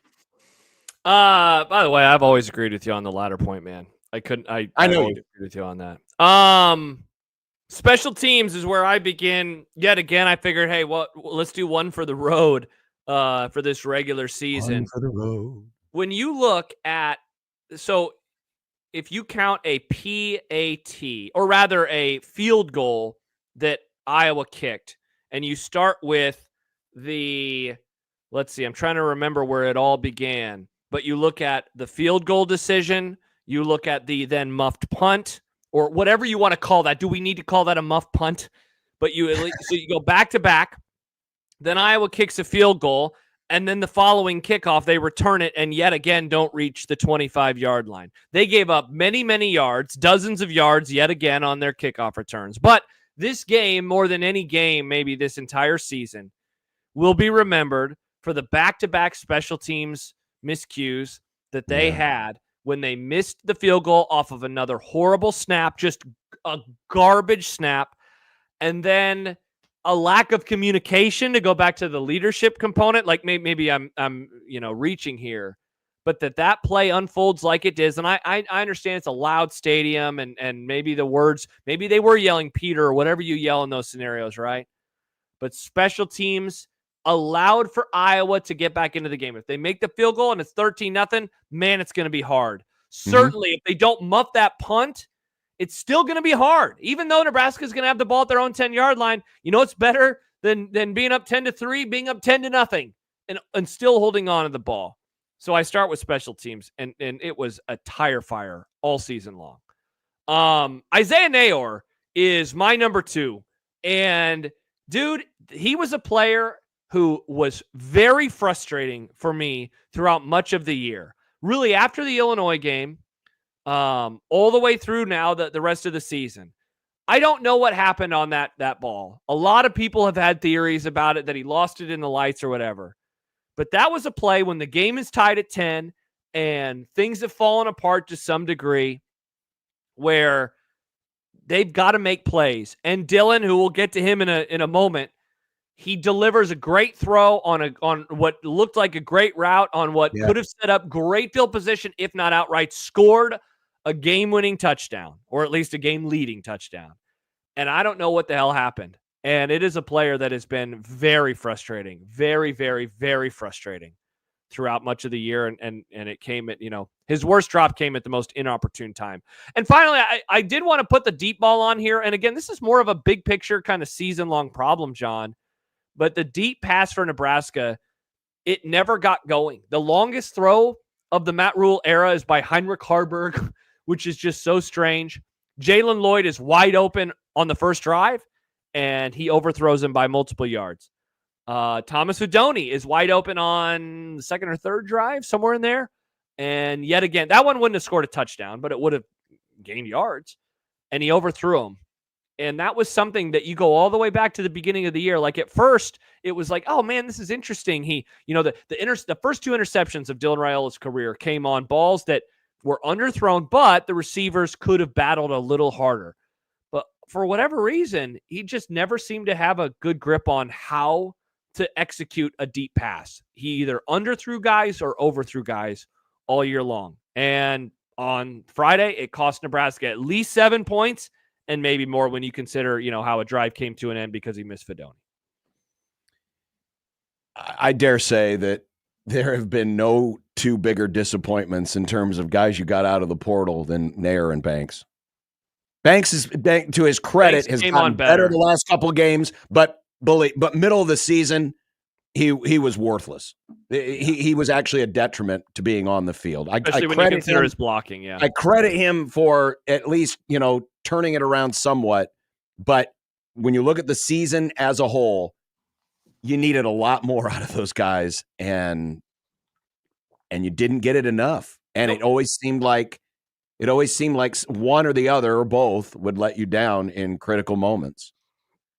And that was certainly a case, man. When when I saw the play happen live, I thought initially, well, maybe he overthrew it, and then they showed the replay, and it was like, oh god, because he scores on that play. Yeah, unless the turf monster grabs him. At the very least, he's getting in the red zone, man. Yeah, brutal. It's gene creaming time. It's cream in your jeans. No, Brick, you need to say something different, something on your own. You're gonna cream. Wow, there's cream? There's cream. There is some. The O-line, in terms of run blocking, I mentioned it earlier. I thought they were getting great push, especially against that defense. I'm grading this on a curve because of the defense they're playing. Iowa's a really good defense. Yeah. But they were controlling the ball. They were certainly doing a lot better in that front than Iowa was, because the second thing on the cream team is the run defense. Yeah. All those stuff plays. The 0.4 yards gained on the average third down by Iowa. The fact they couldn't convert a third down. The fact they only had 5 first downs. It's hard to fault the defense a lot. It was really just one play that beat them, or at least helped beat them. Everything else, especially on the run defense side, was as good as you're going to see it, especially against a running back like that. And the third thing on the cream team is there's still one more. Hey. There's another game in less than a month. Put the tomatoes away, folks. We have no idea who's going to coordinate this game. No, we do not. We don't know which players will be available for this game, but there is another game. It is going to happen. It's what everybody wanted. It's what everyone demanded. You did it, Nebraska. They did. They did. So the lingering image of Iowa mocking Nebraska for not shaking hands will not be the lingering image on this season. It'll be something else. It'll probably be something goofy like playing in a snowstorm in New York or having to go to Detroit. But by God, they're going to have one more. Yeah. Hey, you know what? When I sent this email to you, John, it wasn't official, but the Tony White Swan song, "Save for One Play," was that his best performance on defense? Was that their best performance? I mean, it's hard to imagine one that they have had better, because often when they have blown games late in the Tony White era, in the Matt Rule era, it was like a drive went right down the field on them, right? Like they would get the ball or the other team would get the ball. It would be a 10-point game, or rather it would be tied at 10 or something like that. And then they would give up a long drive. I know what happened on the one play, but otherwise at the end of the game, they made play after play after play. The muff punt, what do? They give up a yard or two and they force a field goal. John, even the last drive of the regular season, they pushed Iowa back. They did all that they could in that moment, and they pushed Iowa back. Yeah, they had that one play, but in the last game that Tony White coordinated to finish up the 2025 season or 2024 season, I thought that they played some of their best football. And I mean, this goes to what you talked about, and that was the push and Emmett Johnson. And I know he wasn't perfect, and he never has been, I watch him though, man, and he only averaged 4 yards a carry. As always, he had a long in the teens. He had a long of 19, but he added 25 yards through the air, so he got close to 100. And I thought that him and just the running game in general, it continued to give Nebraska a chance. I felt like as the season went on, they were, especially in the Dana Holgerson era, that they left fewer yards out there. And I think that he was one of the backs that left fewer yards out there. It's just frustrating that they left a lot of points out there rather than taking advantage and scoring at every opportunity. I triggered Jake. Oh, no. He said it tuned into 1620 expecting to talk about Nebraska coaching changes. Instead, it's Joy Reid. He's calling me Joy Reid. You love that reference, John. Yeah, well, I love being called a dick. MSNBC John. Yeah, on a soapbox shouting democracy is dead because our players did not shake hands before the Iowa game. Jake, Awesome. I'm sorry if me pointing. First of all, we've been talking to coaching changes most of the show. Yeah. We barely talked about the handshake stuff. Yeah, Thank God. That 90-second spiel by yours truly was about the extent that we've talked about the handshake, outside of a few sideswipe jokes that we made with Jack Mitchell. The whole show. We have not spent an entire full segment on it. Heck, we haven't even spent a segment yet on all the rioting that happened. That's true. No. Yeah, Yes. your Ohio State Buckeyes with that terrible leader in charge, Ryan Day. Or how about that trashy Michigan franchise that thinks that they have to plant their flag everywhere they go? Love teams when they want to plant flags. I adore when teams do that. It is awesome to me. Plant flags to the victors go the spoils. And I like it when teams like to defend their turf and say, no, you won't do that here. And maybe they should have defended the end zone better, John. Pepper spray, and they sprayed at Unreal. Michigan, and you can't tell that Michigan's actually crying because they're always crying. They're always crying about something. Crying tears of joy because they beat Ohio State for the 4th straight season. This is garbage. This Michigan love is. I apologize to the good It's people. so of the great. Bowl. Apologize to Jake, Joy. Apologize to Jake for my Michigan love. This is so funny. God, I love this. That made me so happy. It made me even happier than the ones the last 3 years. This one was great. Oh, man. Good stuff. Coming I up love next, football. we're going to change course here because both Creighton and Nebraska made the NCAA tournament, got great seeds. Nebraska's a 1 seed in their region. Creighton is a 2 seed in the Penn State region. We're going to talk with head coach Kirsten Bernthal Booth coming up next. And then we've got content, what's for dinner. There's a lot of other things going on, including we haven't even mentioned the Bears debacle from Thanksgiving. There's follow-up to that. There is. And we get to make fun of Kevin Warren. Who doesn't love making fun of Kevin Warren? Am I right? 1620 The Zone.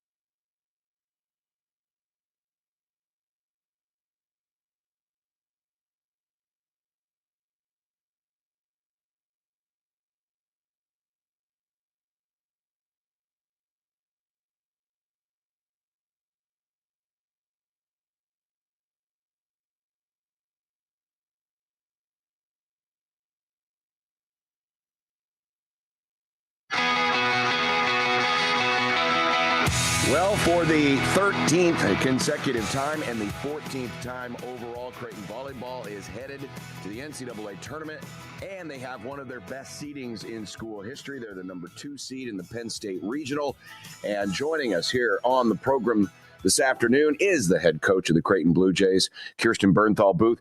Coach, congratulations on another Big East tournament championship and this what I think is a pretty good seeding. Now, I'll be curious to hear your thoughts about what you thought about the bracket, but welcome to the program. Thanks, guys. Excited to be here.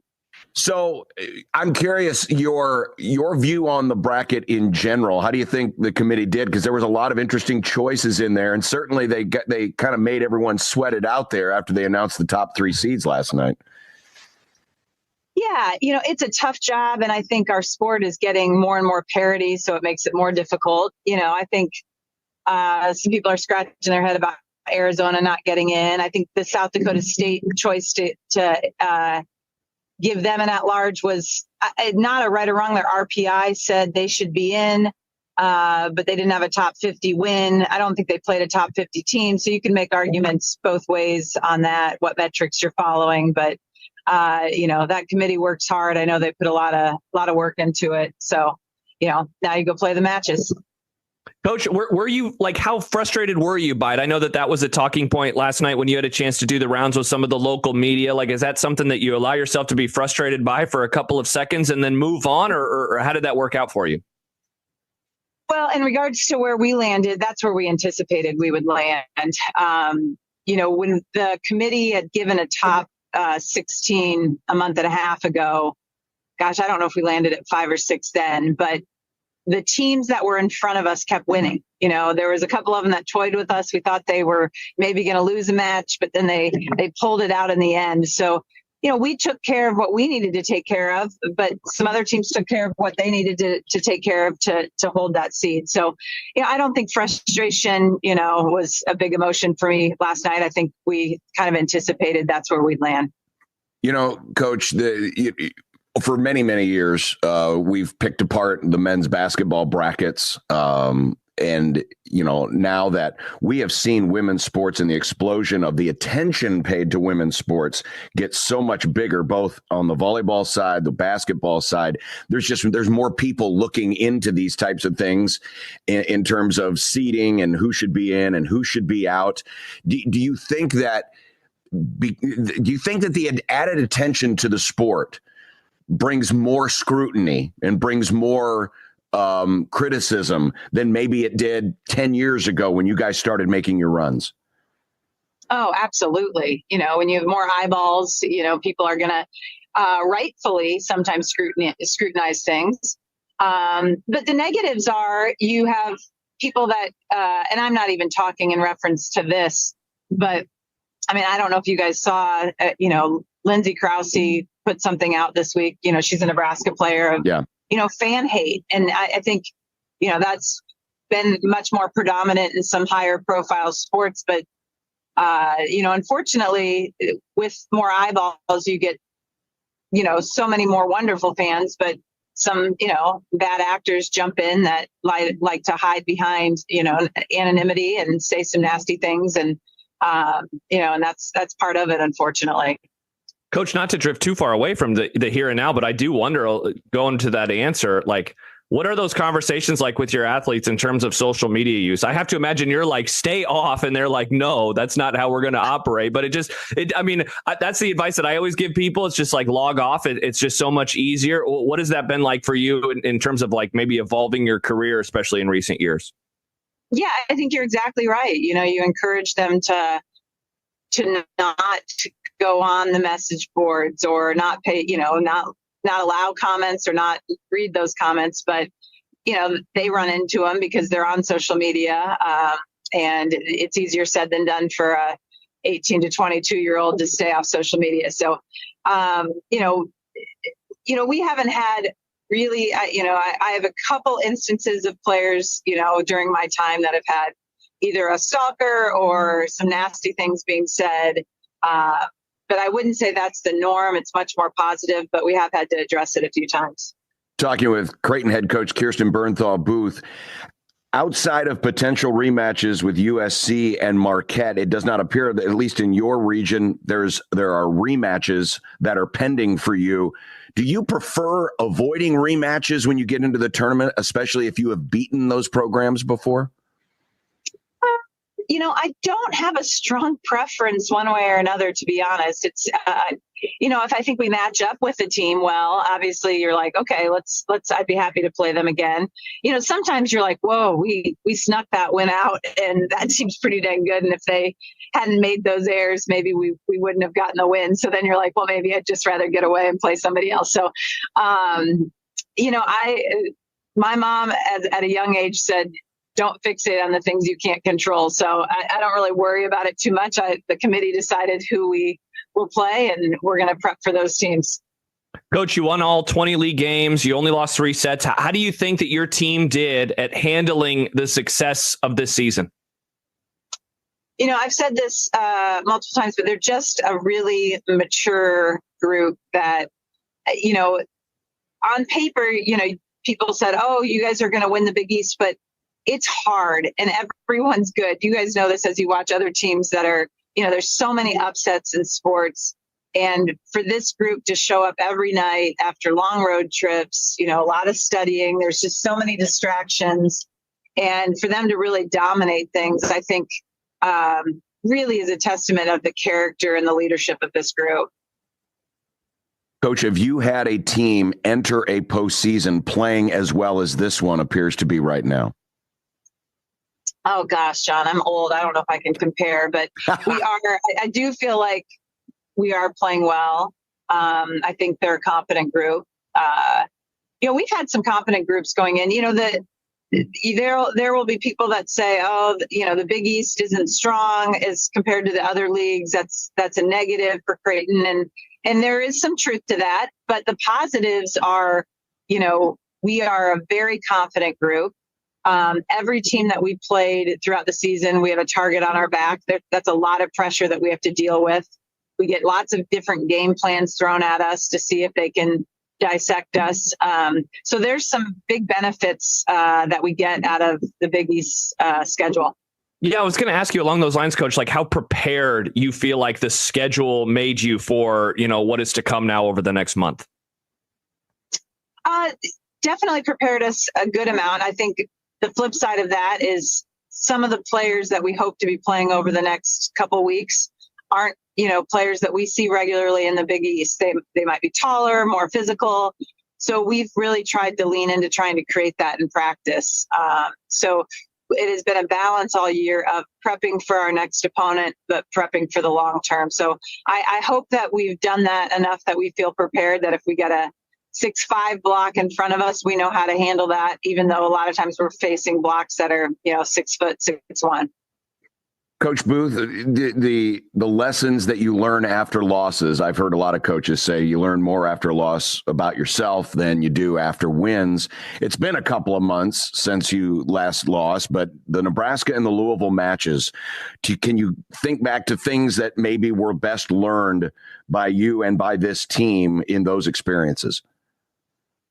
Well, both of those experiences, we went down 0-2, and I thought, came out trying to see what they were doing and kind of went on our heels, and they punched us a lot, and then we responded.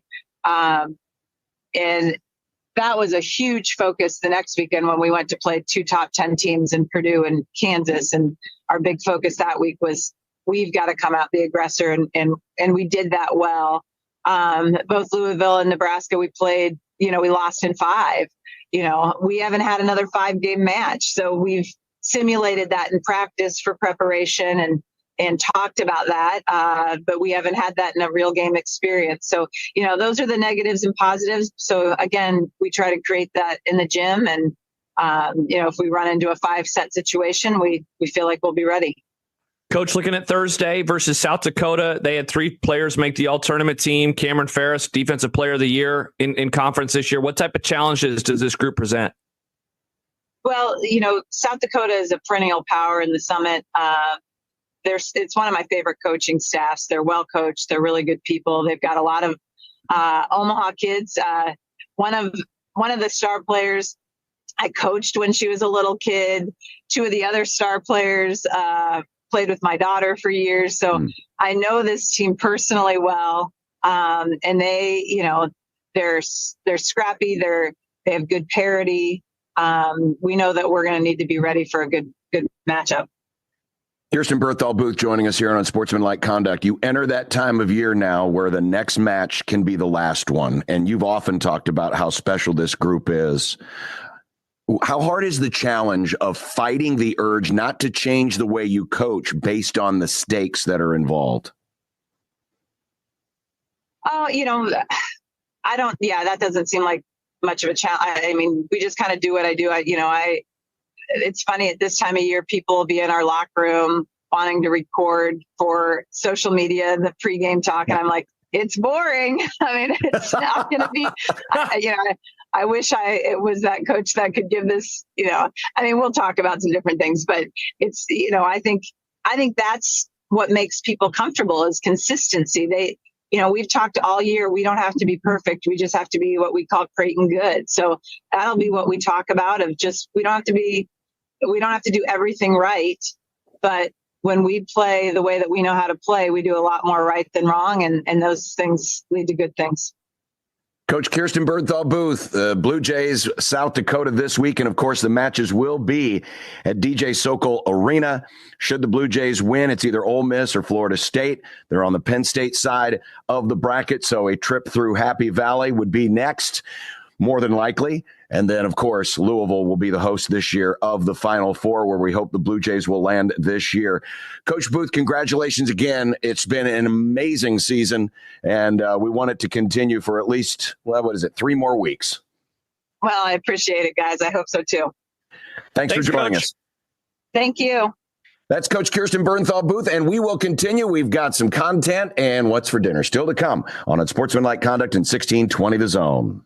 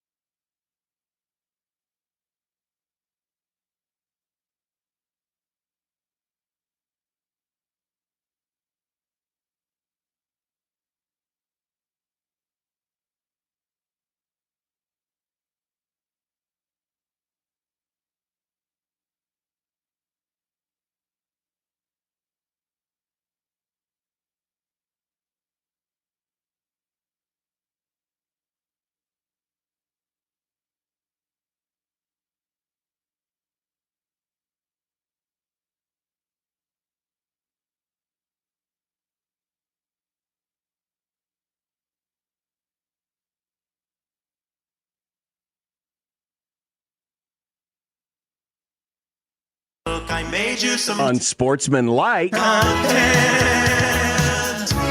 Unsportsmanlike content. Unsportsmanlike content. Content that's unsportsmanlike. So we got the Monday Night Countdown pregame show on ahead of the Browns and Broncos, and very nice of Denver to, on the facing of their south stands, they literally have the word South Stands on there, right behind the goalpost. That's nice. So, very good for those in the north stands to be able to read, hey, those people are in the south stands. Where do I go? I mean, of all the things normally teams will put advertising there or maybe all their Super Bowl championships. No, in Denver, no, it's the South Stands. Oh, John, when people come in to watch their team from out of state, they're a mile high in the air. People forget. You're a little lightheaded. You're not used to that. So maybe you just need a reminder. Okay. People do forget, Nick. That's a great point. Okay. I stand corrected. With the win yesterday in Cincinnati, Steelers coach Mike Tomlin has clinched his 18th straight non-losing season, and the Steelers a record-tying 21st straight non-losing season. Why don't we talk about Tomlin more among the NFL's greatest coaches? This is fascinating because I went down a bit of a rabbit hole today. First of all, it's an amazing streak. 18 straight years, no losing seasons. Steelers now 21 straight. By the way, tied with the Cowboys from 65 to 85 for the most consecutive non-losing seasons. But that not only that Mike Tomlin doesn't get mentioned, but if you look at the history of the AP Coach of the Year, do you know how many times the Steelers have had the AP Coach of the Year? Guessing by how you said it, I'm going to say it's not a whole lot of times. One time. Was it Cowher? It was Bill Cowher in 1992. Wow. Tomlin never won it. Chuck Noll, the first coach to win 4 Super Bowls, the coach who literally turned the Steelers into a winning franchise, never won it. Yeah. It's incredible. I think there's this Steelers, I don't know, it's like a Steeler effect that's at They're play. like, John, they're like Ohio State, right? Where they always win. And so people are like, well, you always win. You're in Pittsburgh. Of course you always win. To answer the question, well, first of all, this is interesting because when I first started working with John, he was very much a hater of Mike Tomlin. He did not think that he was a good coach. But to answer this question, I think that the reason why is that he has not won a playoff game since 2016, since the 2016 season. So it's been close to a decade. He won a Super Bowl, but that was all the way back in 2008. And I think that we as football fans definitely love the high-flying offensive geniuses, and he doesn't have that. If anything, they win in spite of their offense, not because of their offense. Yes, John, but that's one game in how many games? Come on. Have you seen how the offense has been the last 6 games? No, I'm talking about over the course of his entire career. That's, in my opinion, it's just because he hasn't been a winner in the playoffs over the last decade. And he has the one run to win it all, and then they have another Super Bowl appearance when they lost to the Packers. I think that's the answer to the question, is that a bunch of other coaches have come along and surpassed him. But that is made possible by the fact that the Steelers don't change coaches. They're like Iowa. They're like, we got a plan. We're going to stick to it. And okay, what a noise. With the come-from-behind win yesterday, Vikings coach Kevin O'Connell raised his record in one-score games to 24-9. That's a .727 win percentage. Among all-time NFL coaches, he trails only Guy Chamberlain and John Madden in win percentage in one-score games. How interesting a stat is that? Man, John, what kind of Nick, what kind of rabbit hole did you go down here? Also, Nick, is this talking trash about Matt Rule because he is a loser in one-score games? Is that what you're trying to say here, Nick or John? It's the NFL. Maybe you should win one-score games, though, Matt Rule. Well, maybe has he thought about? Hey, Matt Rule, have you thought about winning one-score games? It might help you out. But you know what else is interesting? That's Nebraska's Guy Chamberlain. That's pretty cool. Who was an NFL coach in the 20s.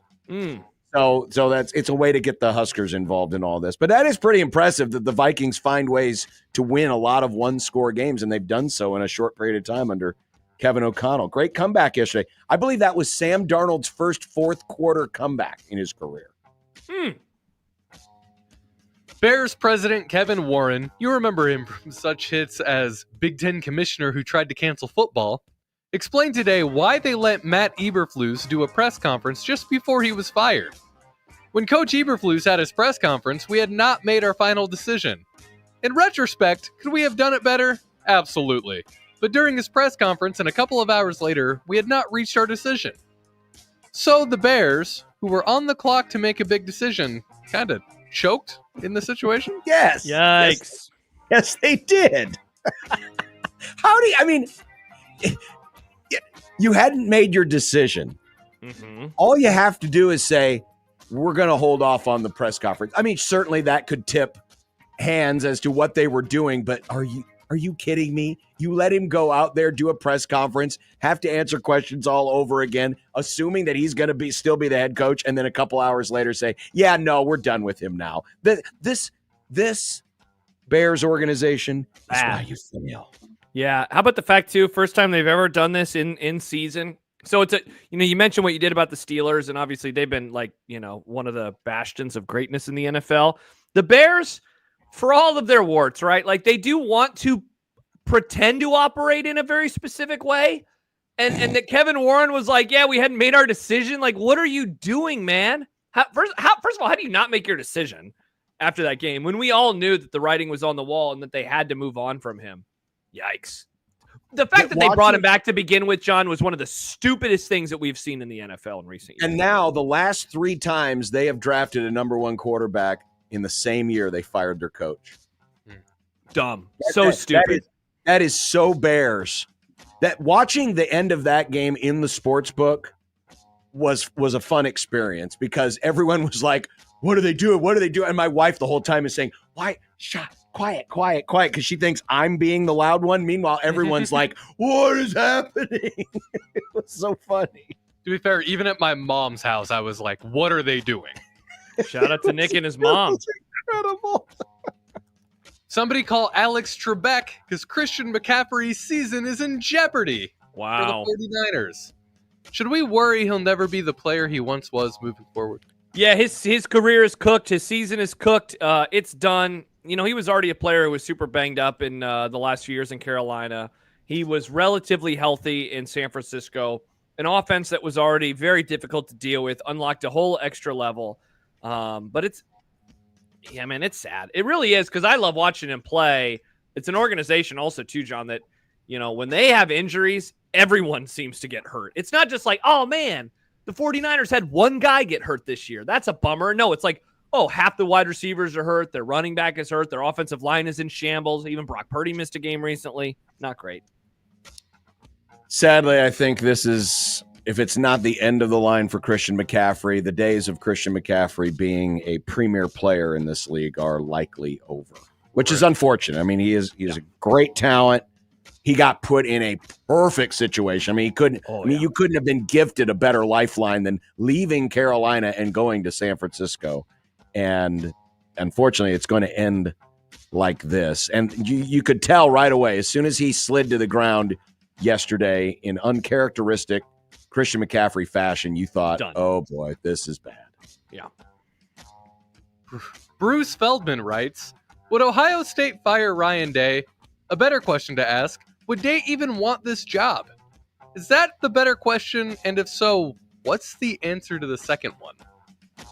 In the words of most state senators, I'm going to yield my time to someone who obviously coaxed Nick into asking such a hideously stupid question.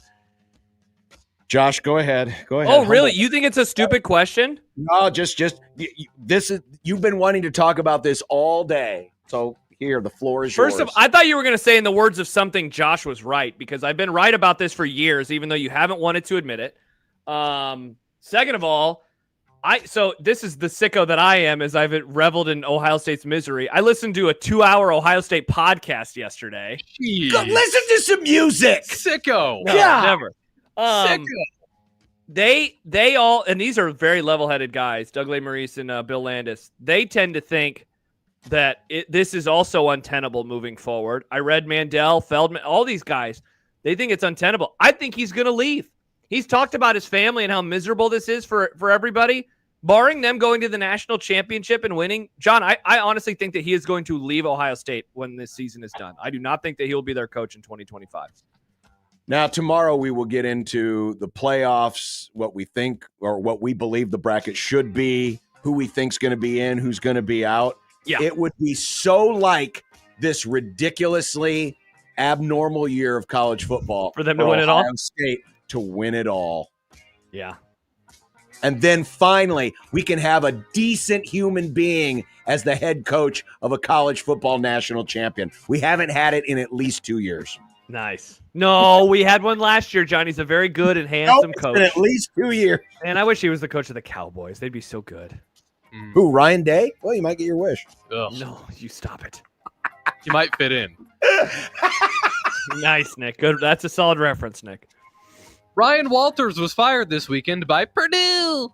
What can Purdue football hope to be in an 18-team league moving forward?